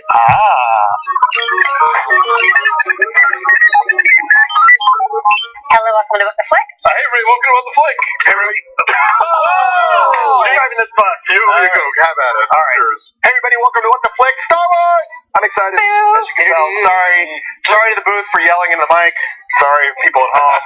I'm super excited. But if you're going to complain that so many modern movies are the same, then this stands out. No. It is definitely not the It same. affects your mood. Oh, hello, Twin Peaks, episode 8. Boy, you guys owe us. Boy. We really did everyone a service and watched a movie called The Competition. And then he Takes him on a steak and then she takes him a steakhout and gives him the burger. I'll have a couple of fries. But he's still interested. He's like, I think I may like you even more now. Right? To me, No, the narrative is fantastic. The way that it played out was wonderful. I'm arguing with Daenerys. I would have made a better queen. All right, so what are your numbers then? I give it a 9. I think it's the best American animated film this year. I give it a 7. My number's 10. Best movie of the year. I'm not going to half measure it. It's a 10. Yay! More than 50 people today have come forward claiming responsibility for the murder of the Black Dahlia. I don't understand who these people are. Why do you want this notoriety? It wasn't an accident. It wasn't an opportunistic killing. It was absolutely methodical and totally plotted out. All the different sorts of travelers that they would apprehend. Yeah, he was called the Zodiac Killer. Is because when he said in his note, he said, "This is the Zodiac speaking." They'll cut leather. Like a lot of psychopaths will. My favorite thing you've ever seen. They'll first start off by cutting leather because they want to feel how it feels to cut leather, to cut human flesh, and then they move gradually into more and more dangerous things. They started conspiring to eat them. 2 other people died on this trip, and then once they sort of ripped the Band-Aid off where they were able to eat Patrick Dolan and live with themselves and also survive. That's what they call frontier justice. People would get murdered all the time, and then they would have to bring someone in. They would ask what happened. They're like, "Oh, you insulted that guy? Okay, yeah, he insulted him, so I guess he deserved to die."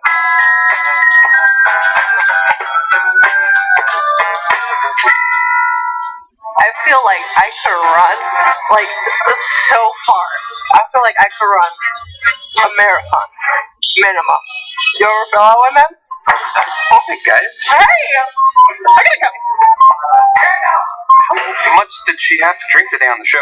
I don't know. She can't hold her liquor, so I gave her Kool-Aid. Oh. Wow. To the upside, we have Kool-Aid. I love Kool-Aid. Happy half hour on Fridays. We'll give you good news and good booze.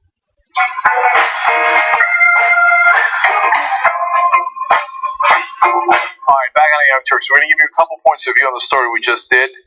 Whitbay says Jenks is about the people being in a position of power/authority. The law says people of a certain age are unable to assess the situation with clarity. She should not have done it. She was an adult in this, and she abused that authority. Okay? Continuing on Twitter, Graham Ambrose says, I have to say, the men who were accused had dozens of women accusing them. She has one guy accusing her.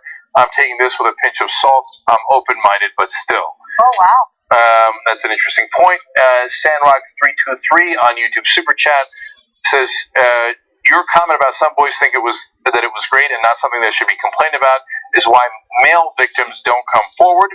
Rape is rape. Don't defend the indefensible. Okay, so those are all your different opinions, and we thank you for sharing them with us. Now, on a totally different topic, I just wanted to let you guys know on the issue of politics that there's a number of important races still left in the primary season, but perhaps the most important is Kerry Harris's race. So we can put up that graphic.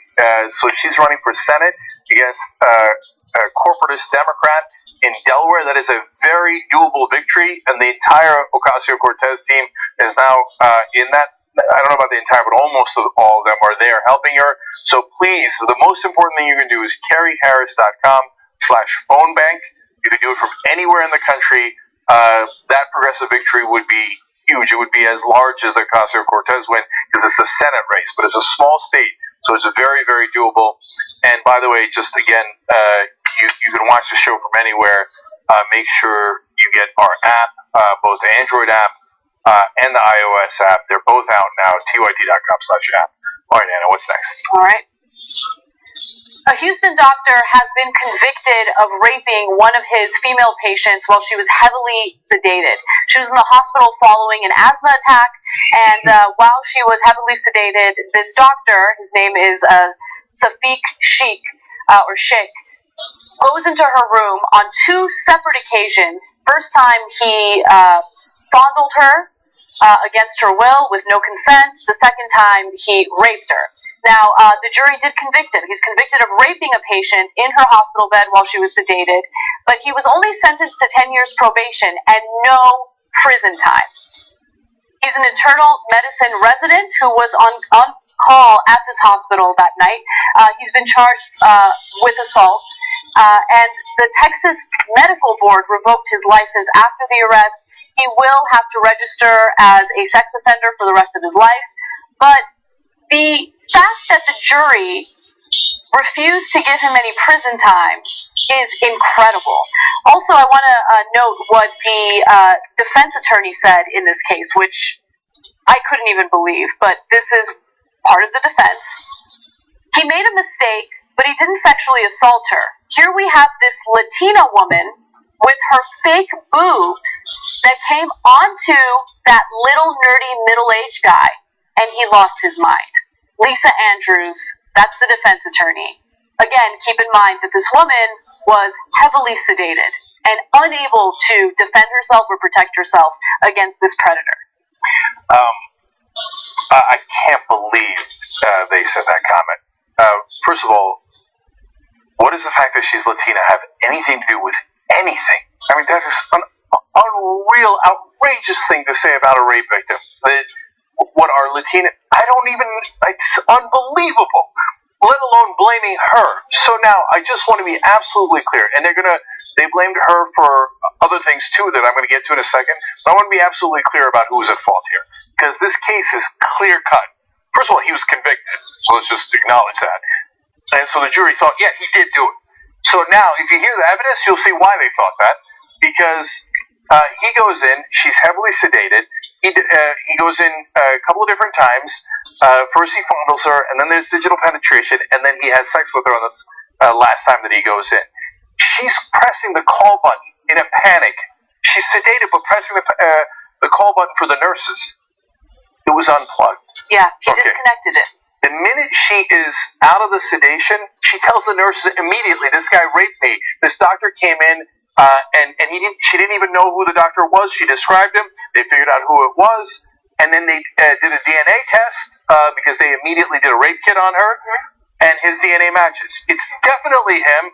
And she definitely said right away, "He raped me," right? And so there's no confusion about who came onto who. There absolutely is not. And not only did his DNA match the rape kit's DNA, but more importantly, surveillance footage showed that he had gone into her room. So they had a ton of evidence proving that he was the perpetrator here, which is how he got convicted. But somehow the jury was convinced that they should feel sorry for him because putting him in prison would mean that his family would suffer the consequences. Well, perhaps he should have thought of that before raping a heavily sedated woman. That's not on her, that's on him.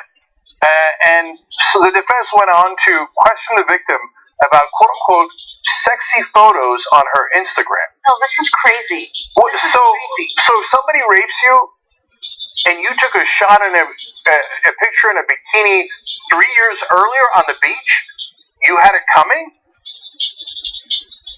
This guy got no jail time. None.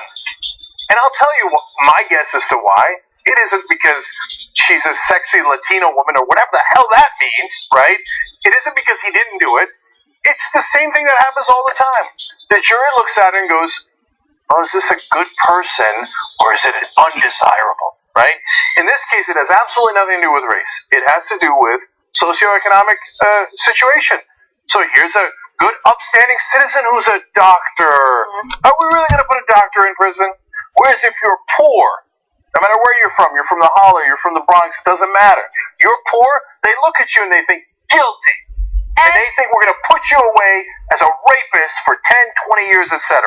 He skates, gets no time. And you're unlikely, if you're in a lower socioeconomic status and you're in need of a publicly funded defense attorney, you're not necessarily going to have the best defense attorney. Whereas if you're a doctor with the resources, you can hire the best of the best who can, say incredibly terrible things about the person who's bringing rape charges against you.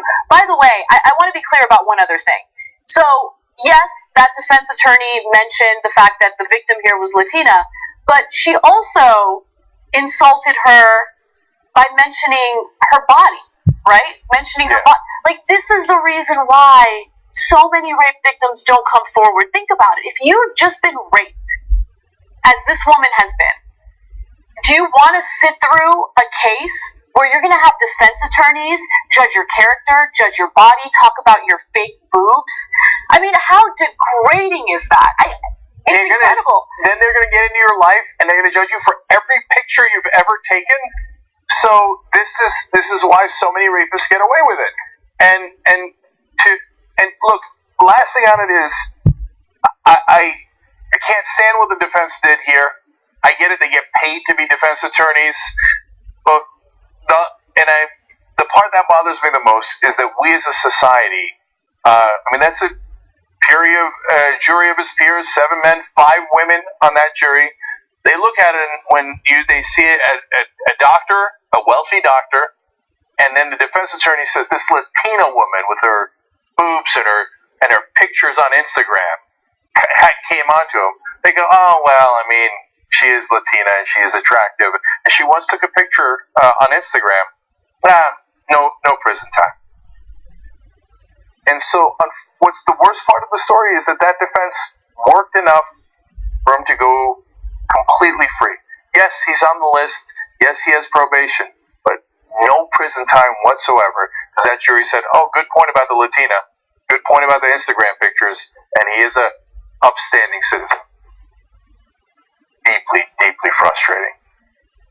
We'll be right back.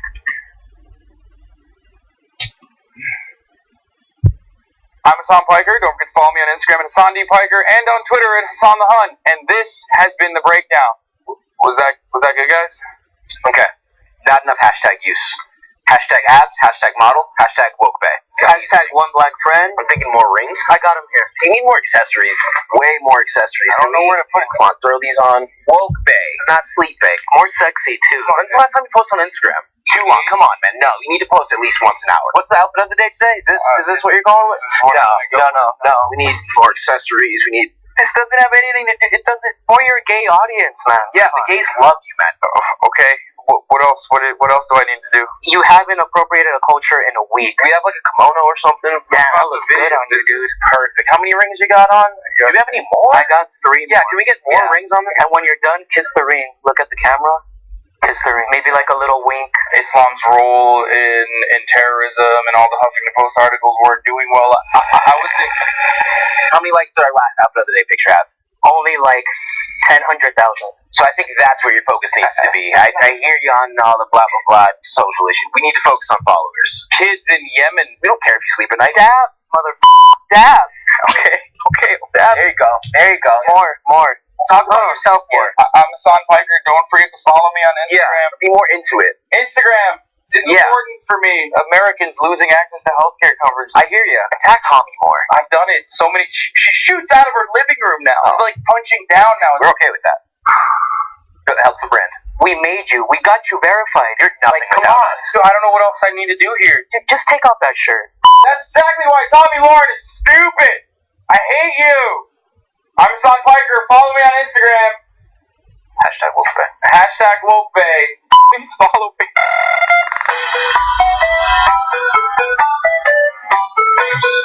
Alright, well, the Young Turks special election day coverage dropping! An amazing power couple. Look at this battle! We're talking about power! It's like a smart Destiny's Child. We're all too strong. We start a revolution! Yes, another one! Aren't you excited? Wow! So the best writers in the country are right here on this panel, with the obvious exception of John Irola. Let's also quickly discount Harry Potter fanfiction. This is the first ever power panel with Donald Trump as president. We have elected the top Twitter troll in the country.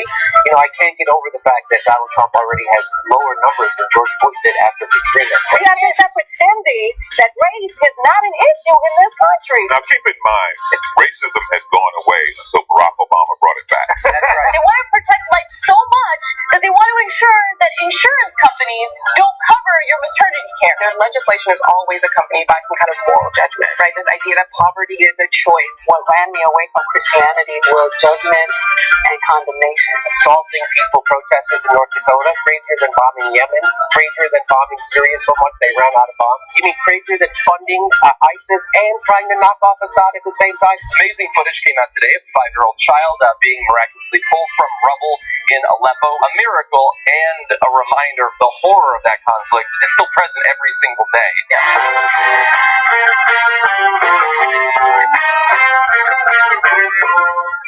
My name is Sophie Tsai, and I'm a video editor and producer at TYT. I edit Facebook Originals, Aggressive Progressives, Top Trigger, but I also work on Main Show. I produce The Happy Half Hour. I think my happiest moment is spending time with my coworkers outside of work, hanging out with them and getting to know what they like to do or what movies they like to watch and what hobbies they have. My hobby is playing with my dog and going out to eat. I think that's my favorite thing to do on the weekends.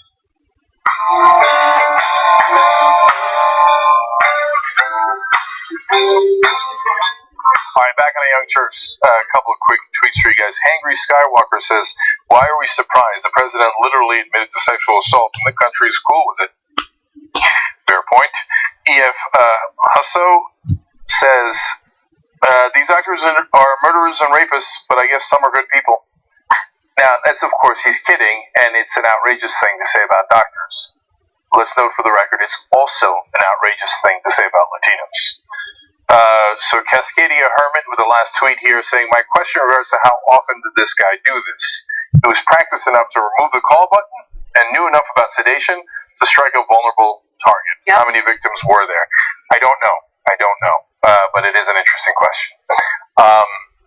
Members of the day are Onkar Mandalkar and Kathleen Ronaldo. Thank you guys. tyt.com/join to become a member. In the post game, we're going to talk a little bit more about that Medicare for All issue and my time at MSNBC as a host in regards to that. And I want to tell you about NordVPN again. I know you guys have heard us talk about it from time to time, but it really is important to protect your computer. I do it. Otherwise, people can get all the URLs that you've been on. So NordVPN.com/TYT, and it takes 77% off.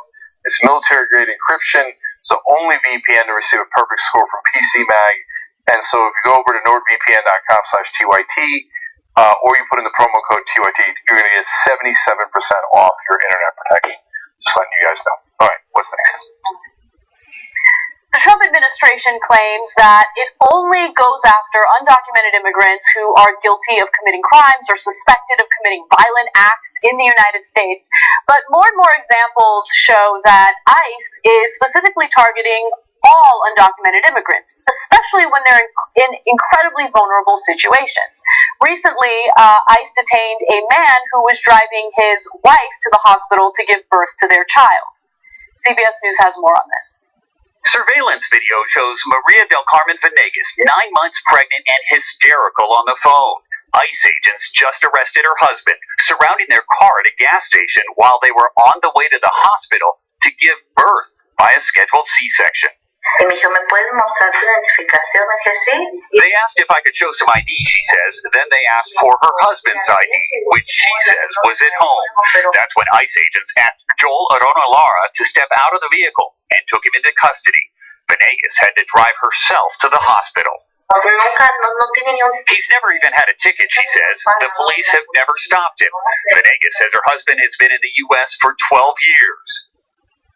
So ICE is saying that the reason why they arrested him is because he has a criminal issue in Mexico, right? That he's wanted in Mexico for some sort of crime, a homicide warrant. Now, his lawyer, the immigrant's lawyer, has looked into this, and by the way, authorities in Mexico are saying, we don't know what you're talking about. We haven't found anything like that. So it seems as though ICE is lying to make it seem as though this arrest was warranted. But this is what's going on. I mean, this is the kind of behavior ICE is engaging in. They don't care this woman's about to give birth. They don't care about the vulnerable situation that these individuals are in. They're going to go ahead and arrest this guy and then also expect this woman to find a way to the hospital, which she drove herself to.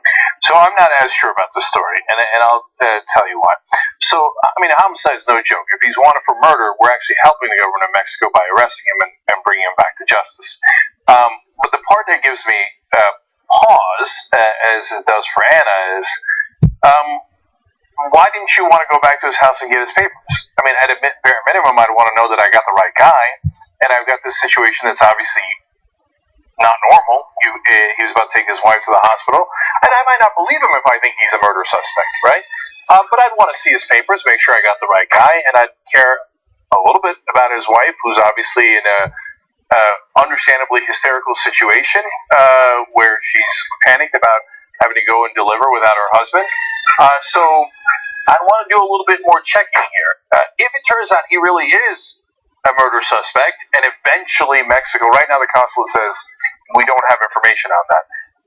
But if it turns out he was, then you do have to arrest him. It doesn't matter how pregnant his wife is. No, I mean, I totally agree with that. I mean, if there is evidence to indicate that he has a homicide warrant in Mexico, of course you arrest him, and then you ensure that the woman who's about to give birth, who's clearly in the country legally, is taken care of. But that's not what happened here, right? And so that's the reason why I see this story as a massive red flag. Where's the evidence of this so-called homicide warrant? Why doesn't the Mexican consulate have any information about this? How does ICE somehow miraculously have information the Mexican consulate doesn't have?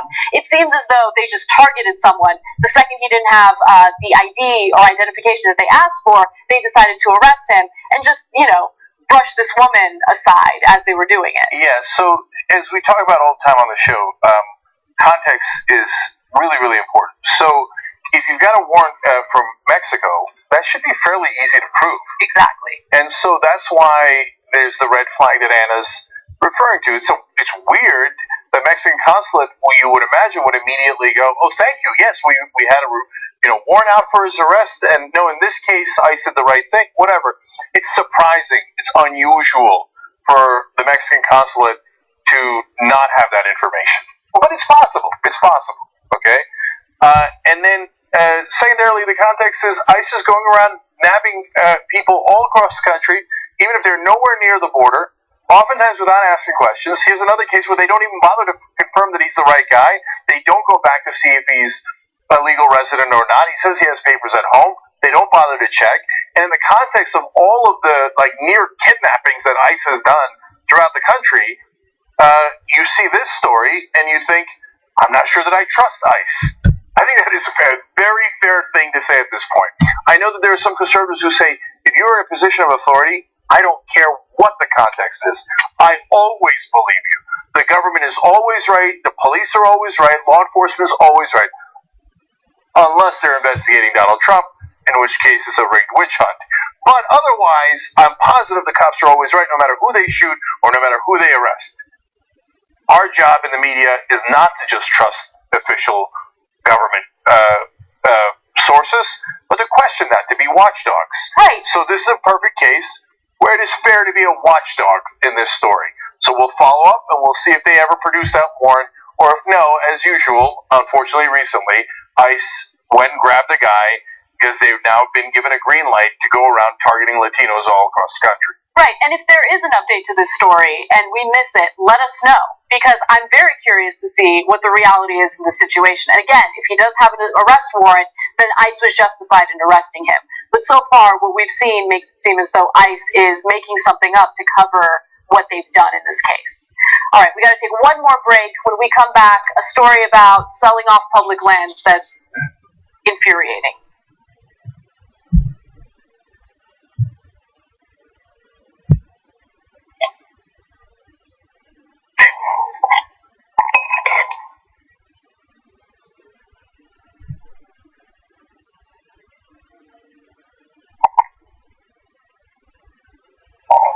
Can we eat in here?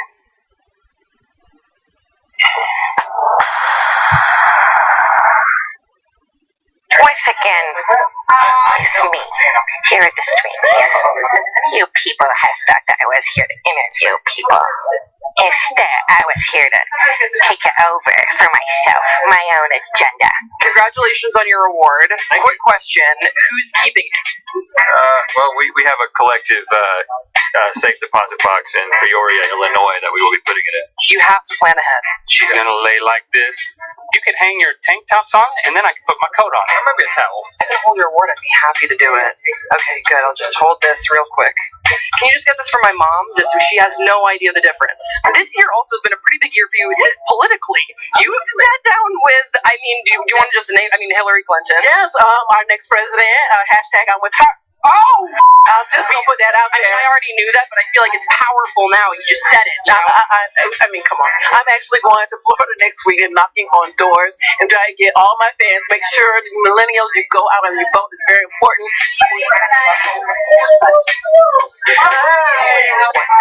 What's next?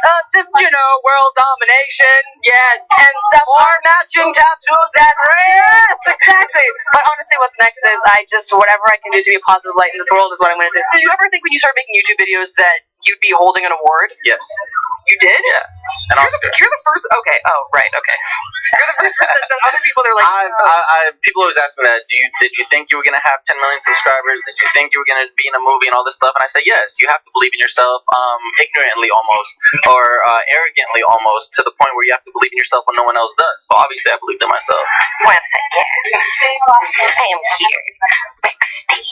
Thus far, no one has suspected that it's not really Grace as an imposter. Good. So congratulations on winning Show of the Year.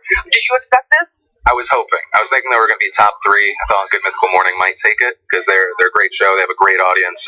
But I'm glad they did. Is that okay thing to say? I'm glad they lost. I'm glad they lost. I'm glad I won. But also that they lost because that's the only way that they would have won. Yeah, I've watched your videos since I was like a kid. I don't know when I was a kid, but for a while. No, I wasn't gonna say that. You're not. Okay, but hey, you've been doing good content for that long. That's awesome. And also, if I'm a dinosaur, what's jank?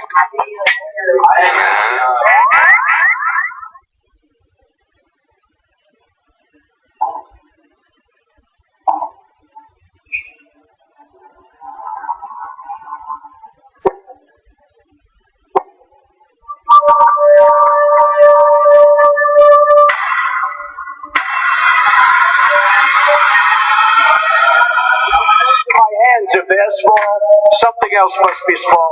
I guarantee you there's no problem. I guarantee you. You said I had small hands. They're not small, huh? I never heard that one before. My name is Cassandra Hayes. I've been with TYT for 3 years.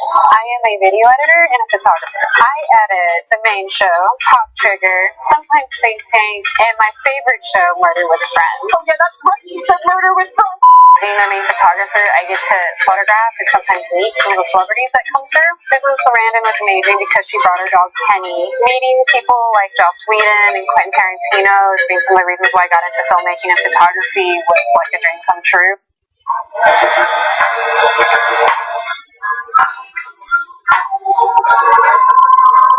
All right, back on the Young Turks. Let's just do the last story. All right. One of the first things that Donald Trump did once he got elected as president was he shrunk the size of national monuments throughout the country. The size of his own hands. Now, after he did that, there were promises by Ryan Zinke, who is the head of the Interior Department, that we're not going to sell these public lands to private interests, okay? We're not going to give these lands or sell these lands to oil companies for drilling. We just want to shrink the size of these national monuments for fun. Okay, obviously I'm paraphrasing there, but he promised incessantly that he would not sell off these public lands. Well, luckily we have environmental groups that are looking into this situation. They're monitoring it closely, and here's what they found. They caught the Department of the Interior trying to sell off part of the Grand Staircase Escalante National Monument in Utah, despite the pledge by Secretary Ryan Zinke never to put public lands up for sale. So luckily, because of the great work by these environmental groups, after massive backlash, the Interior Department's Bureau of Land Management canceled all plans to sell off the land. Trump, by the way, just to give you more details on what he did, in an extremely controversial move, radically shrunk the size of the monument last December. So the Trump administration released its management plans for the much smaller Grand Staircase and Bears Ears national monuments that placed a priority on energy development and included the plan to sell off 1,610 acres of public lands. So let's go over a couple things here. Why would you shrink the monuments? If you weren't going to do some sort of mining on them, you weren't going to sell them, you weren't going to do any of that. No, of course you did it for a reason. Anyone who pretends otherwise is being disingenuous, okay? In this particular case, apparently it turns out some of the land that they wanted to privatize just happened to be right next to a property of Utah State Representative Mike Knoll, who'd always been complaining about it, and he even, that state representative even tried to rename a Utah highway after Trump after he shrunk the size of the monuments. And then they quietly tried to say, oh, okay, now these are up for sale right next to your property, right? And then they got caught with their hand in the cookie jar, and no, we didn't mean that, right? But let's be fair here. Was Ryan Zinke really clear that he wouldn't sell them off? I'm going to give you a couple of quotes here. Back during his confirmation hearings, when they lie through their teeth to get confirmed when they're not going to be balanced or fair at all in reality, he said, quote, I am absolutely against transfer or sale of public land. What is the point of Senate confirmation hearings if people are just going to lie, say whatever they want to say, and that's it? Like, there's no consequence for lying, and he clearly lied in this case. March 3rd, 2017, he said, quote, you can hear it from my lips. We will not sell or transfer public land. One last one. This is last December. Quote, there's not one square inch of land that is removed for federal protection. Well, of course, that turns out to be not remotely true. Well, to be fair to him, it was not 1 square inch. It was 1,610 acres of public land they were trying to sell. And it's important to draw attention to this issue because this is one of the rare bipartisan issues among American voters, because there are a lot of conservatives, a lot of Republicans who do want to protect this public land because they like to go hunting. They like to enjoy that public land just as much as liberals do or progressives do. So I love that the environmentalists did a good job here in revealing what's really going on with Ryan Zinke and the potential sale of public lands. Interior Deputy Secretary David Bernhardt found himself on the underside of a bus. He said, oh yeah, it was me. I didn't check with anybody else, and I decided to sell it on my own. My guess is Zinke earlier told him, "Show me the bottle." All right, we gotta go. Bye.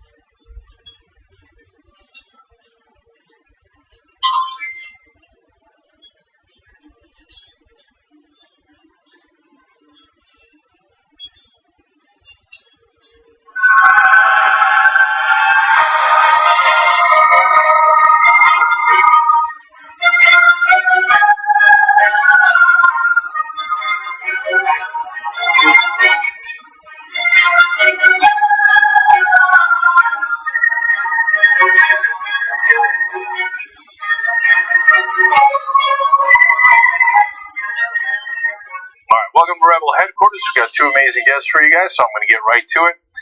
Joining me now is Tim Canova. He's running in Florida's 23rd district.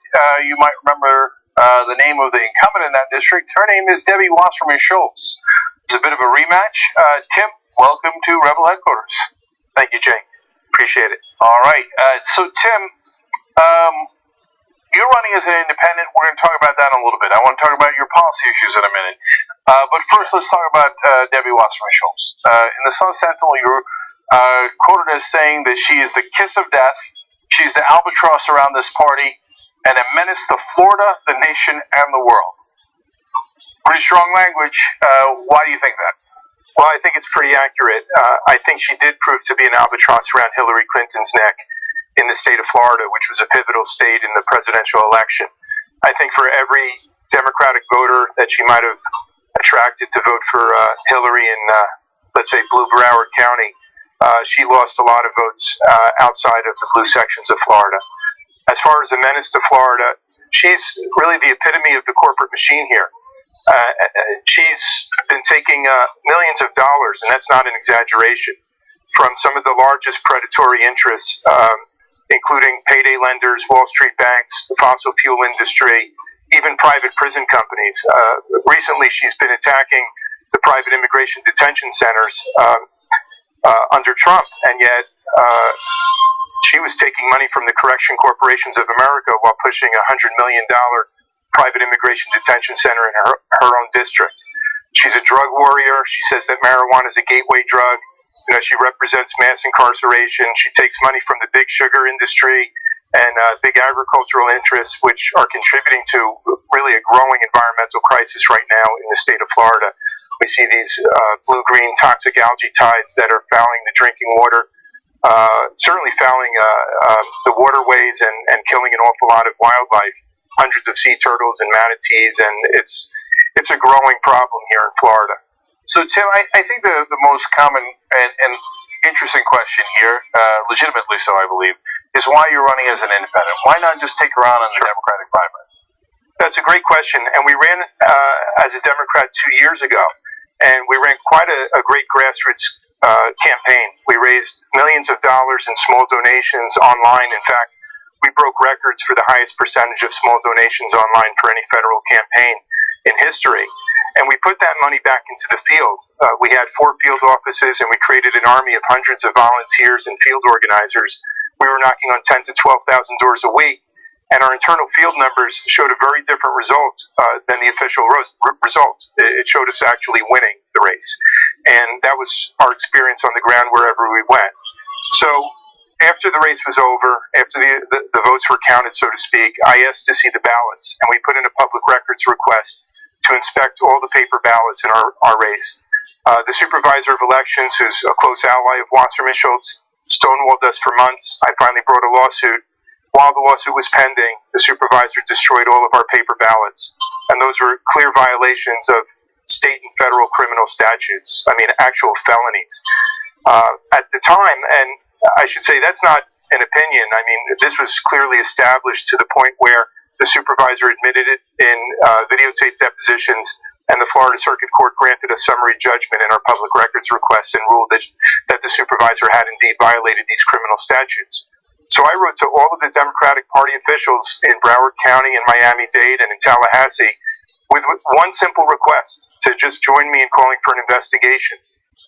I did not get a single reply from any of these Democratic officials. So here I am looking at the silence that comes from the party officials, comparing it to this new generation, millennials and younger, who were anything but silent in the aftermath of the Parkland shootings. And most of those millennials and younger are now non-party affiliation. 70% of them, they say, are now independent. And I had a choice. I could run in a Democratic primary in a very Democratic district. There's only 24% Republican registration in this district. And when you run in a Democratic primary, as I found out the last time, you're basically marginalized by the party. They protect the incumbent. They shower her with a lot of corporate media attention and a lot of corporate money. They allow her to dodge debates. And they just throw up roadblocks everywhere. And then the final straw was they don't even seem to care when paper ballots are destroyed. And, you know, I also asked to see the the software, to inspect the software of the electronic voting machines and the electronic scanning machines.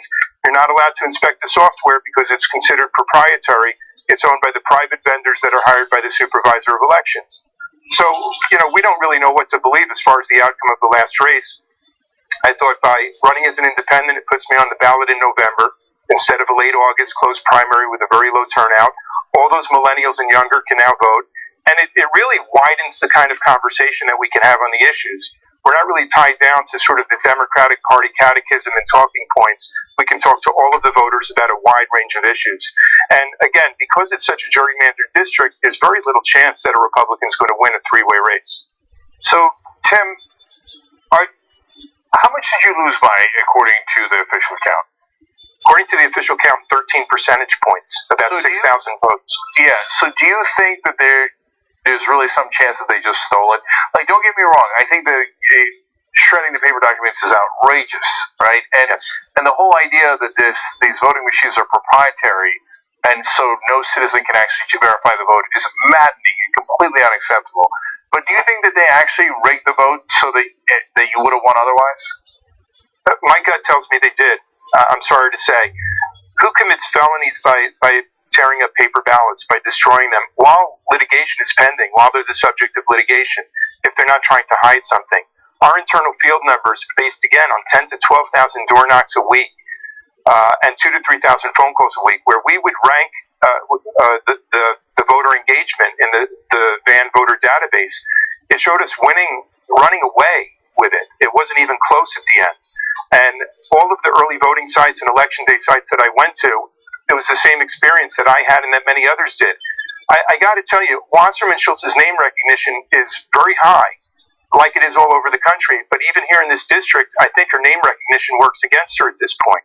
So, if it's possible to either hack these machines or to manipulate the software of the machines to get a desired outcome, well, why wouldn't they do that if they could get away with it so easily? So the one thing we most certainly agree on is that they should not be able to get away with it, whether it's in the middle of Kansas that just happened a couple of weeks ago or any other race. We should not have private companies running our voting machines and then telling us we're not allowed to verify them. That is obvious. Agreed. Unfortunately, it's not obvious to anyone actually running the elections. So let's talk about your policy issues real quick. I did not know that you picked avocados on a kibbutz in northern Israel. That's fascinating. But you are you questioning the U.S. support for Israel, and if so, how? Well, I was critical of Israel's firing into Gaza with live rounds, and Wasserman Schultz has not uttered a word of criticism of Israel. I must say it's painful for me to reach the conclusions that we have to put some pressure on Israel and the Netanyahu government. I did work on a kibbutz when I was in my early 20s, and I've been back to Israel half a dozen times. I come from a blended family with a Jewish stepfather, grew up in a neighborhood that was very Jewish, and from the very first time I went to Israel, I felt a strong affinity for the Israeli people. But I do think it's important to separate one's affinity for people of a country with the actual government policies. And I've never been a fan of Benjamin Netanyahu from all the way back when he was the finance minister and putting Israel on perpetual austerity programs. So, yes, I do think the U.S. has a role to play to bring both these sides together. In the last campaign, I made a point of talking about the need for regional and global disarmament talks. And Wasserman Schultz attacked me for it. She tried to make it sound like I wanted to unilaterally disarm Israel. I think you take a look at these wars of regime change from Iraq to Libya and Syria, and it's like a nonstop, perpetual bloodbath where it seems like not just the United States, a lot of powers that manufacture conventional weapons and trade them are making a fortune on every side of all of these wars, and it has to stop. When I was growing up, it was very common a big part of the agenda, I should say, of the United States was disarmament talks. Of course, we were talking about strategic nuclear weapons and talks with the Soviet Union. But I think it's time to have these kinds of talks globally and to start talking about converting conventional arms industries to civilian use all over the world, not just in the United States. We have to find a way for countries and people to settle their disputes in a much more peaceful way than we're seeing. So, Tim, we only have about a minute left, and so I know that you have the standard progressive positions, Medicare for all, campaign finance reform, etc. So I wanted to ask about one other thing, which was regulating payday lending. So Wasserman Schultz does take donations from that industry, but how would you regulate them? Well, I think they should be regulated very strictly. I think much lower interest rates. In Florida, we're talking about 300% and higher.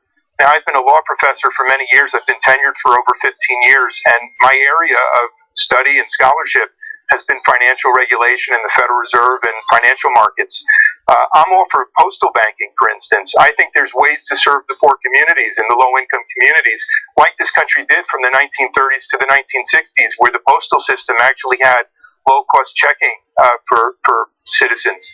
We should be moving in that direction. Public banking is a great alternative to predatory payday lending. I don't think there's really a place for that kind of exploitation of very low-income folks the way Wasserman Schultz apparently embraces. All right. The website is timcanova.com. Tim, thank you so much for joining us on the Young Turks Network. We appreciate it. Thank you for having me on. All right. We'll be right back, guys.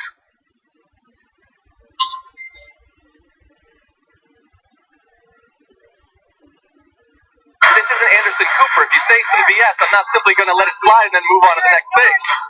This is what the establishment does not understand about politics. You can change the conversation.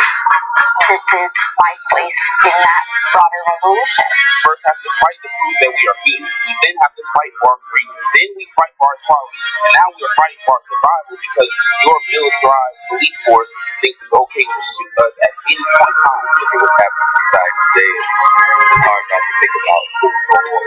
We're all out here. Everybody that cares about where this country's going, we're out here. We are going to win this fight. We are going to transform this country. Whoever wins this primary wins the seat. We just took down one of the top establishment Democrats in the country. Alexandria Ocasio-Cortez has defeated Joe Crowley. Down goes Crowley! Down goes Crowley!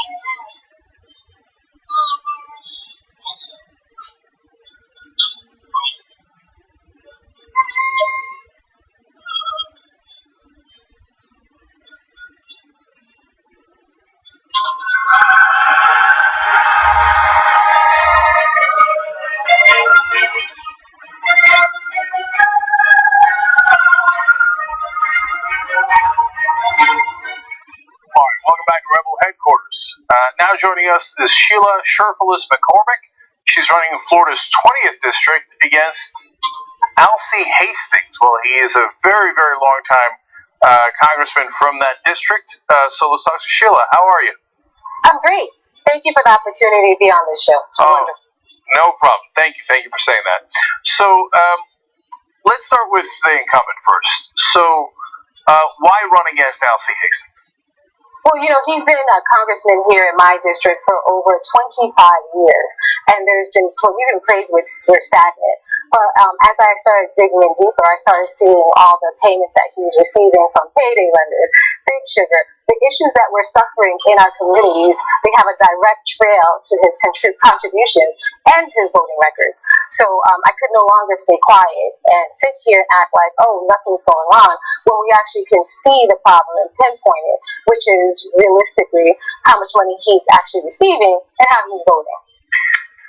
So as we do these interviews throughout the country, there's so many interesting parts, including the regional players.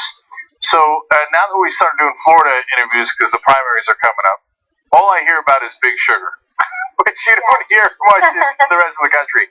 But to me, actually, the more important thing is, whether it's Big Sugar or defense contractors or payday lenders, the fact that we have a system that allows for this basically institutional, legalized bribery.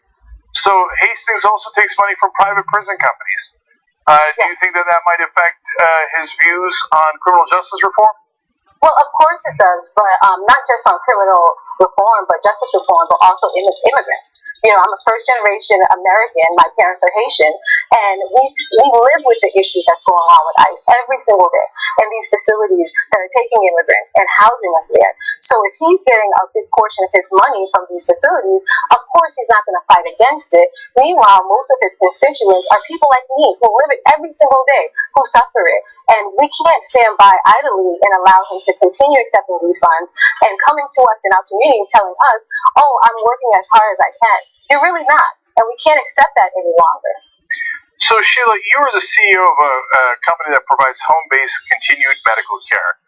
Why get into politics?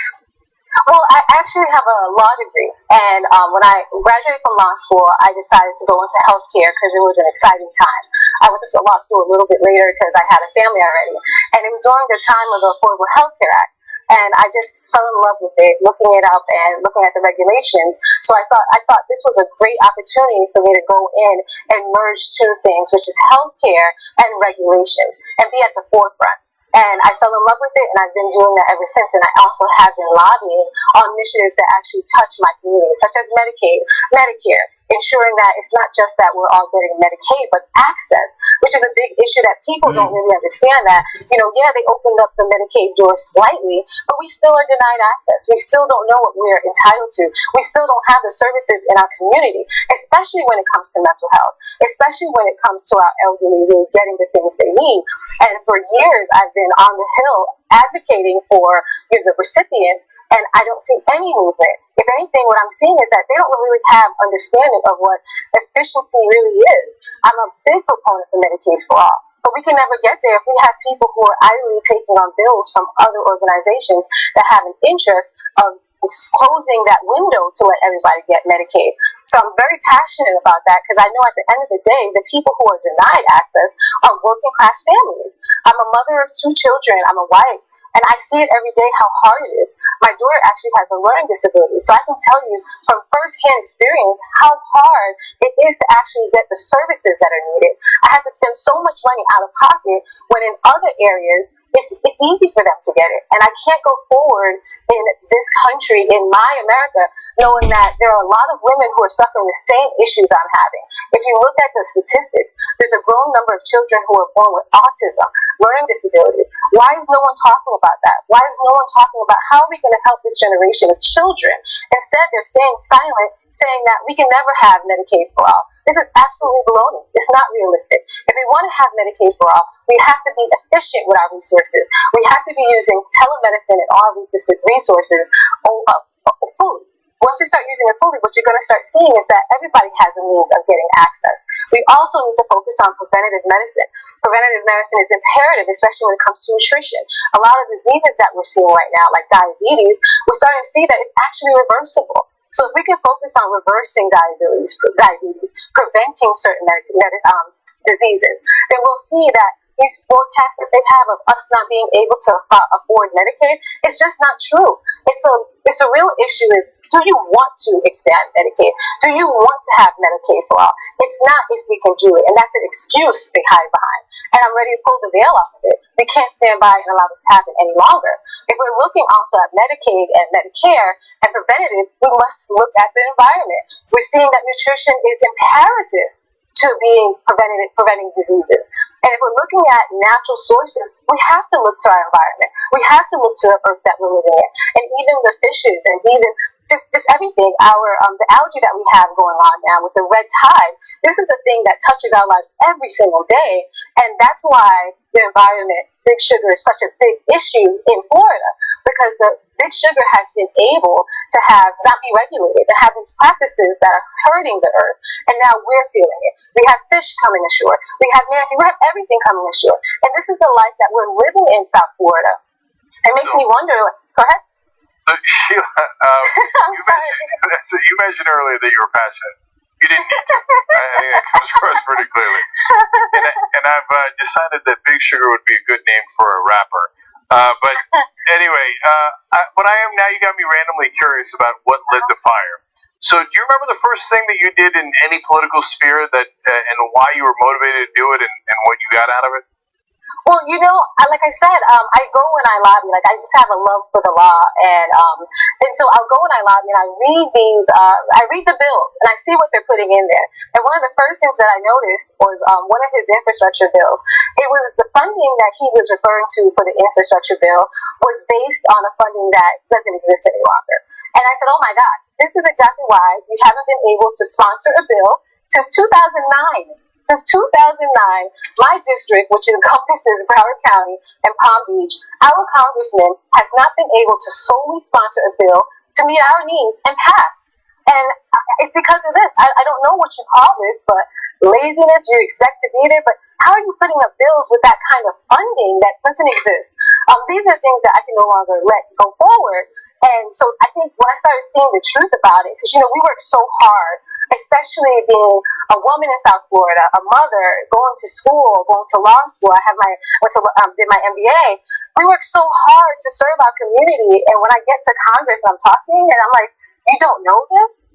It upsets me. So Sheila, 98% of Congress people don't read the bills. You're not in Congress, and you read the bill anyway. Well, wow. Okay, I just want to send you to Congress so you'll be among like the 3 people in Congress who actually reads the bills. But we have to demand the standard, and that's what people don't realize. I'm sick of tired of women like me in my community always being overeducated, underpaid, and overqualified. When I first started running, he told me I should run for school board, and I said, really? I'm reading your bills, and I can tell you what's wrong with your bills, but I should run for school board? This is where we talk about his view of women. Now that I'm running, he's saying that he's a proponent for women. And I said, is that true? If we look at your record, if we look at the statements that you made against women, especially how much money was paid out for your sexual harassment suit, how could you sit there and say you're for women and then tell me I should run for school board? And even when the Sun Sentinel addressed that question and asked him, he said, well, maybe he's just old-fashioned. Absolutely not. I'm not tolerating that. You're just old-fashioned, so that's why you're going to try and limit me and continue to perpetuate a system where women constantly have to be overeducated, constantly have to be overqualified just to get a job to pay and take care of our families? Absolutely not. I'm not doing it. And because of that, I'm running. So here's who's not going to be kept down. Sheila. Okay, so by the way, just for the folks at home, if you didn't know, Hastings faced accusations of sexual harassment, which were settled in 2014 for $220,000.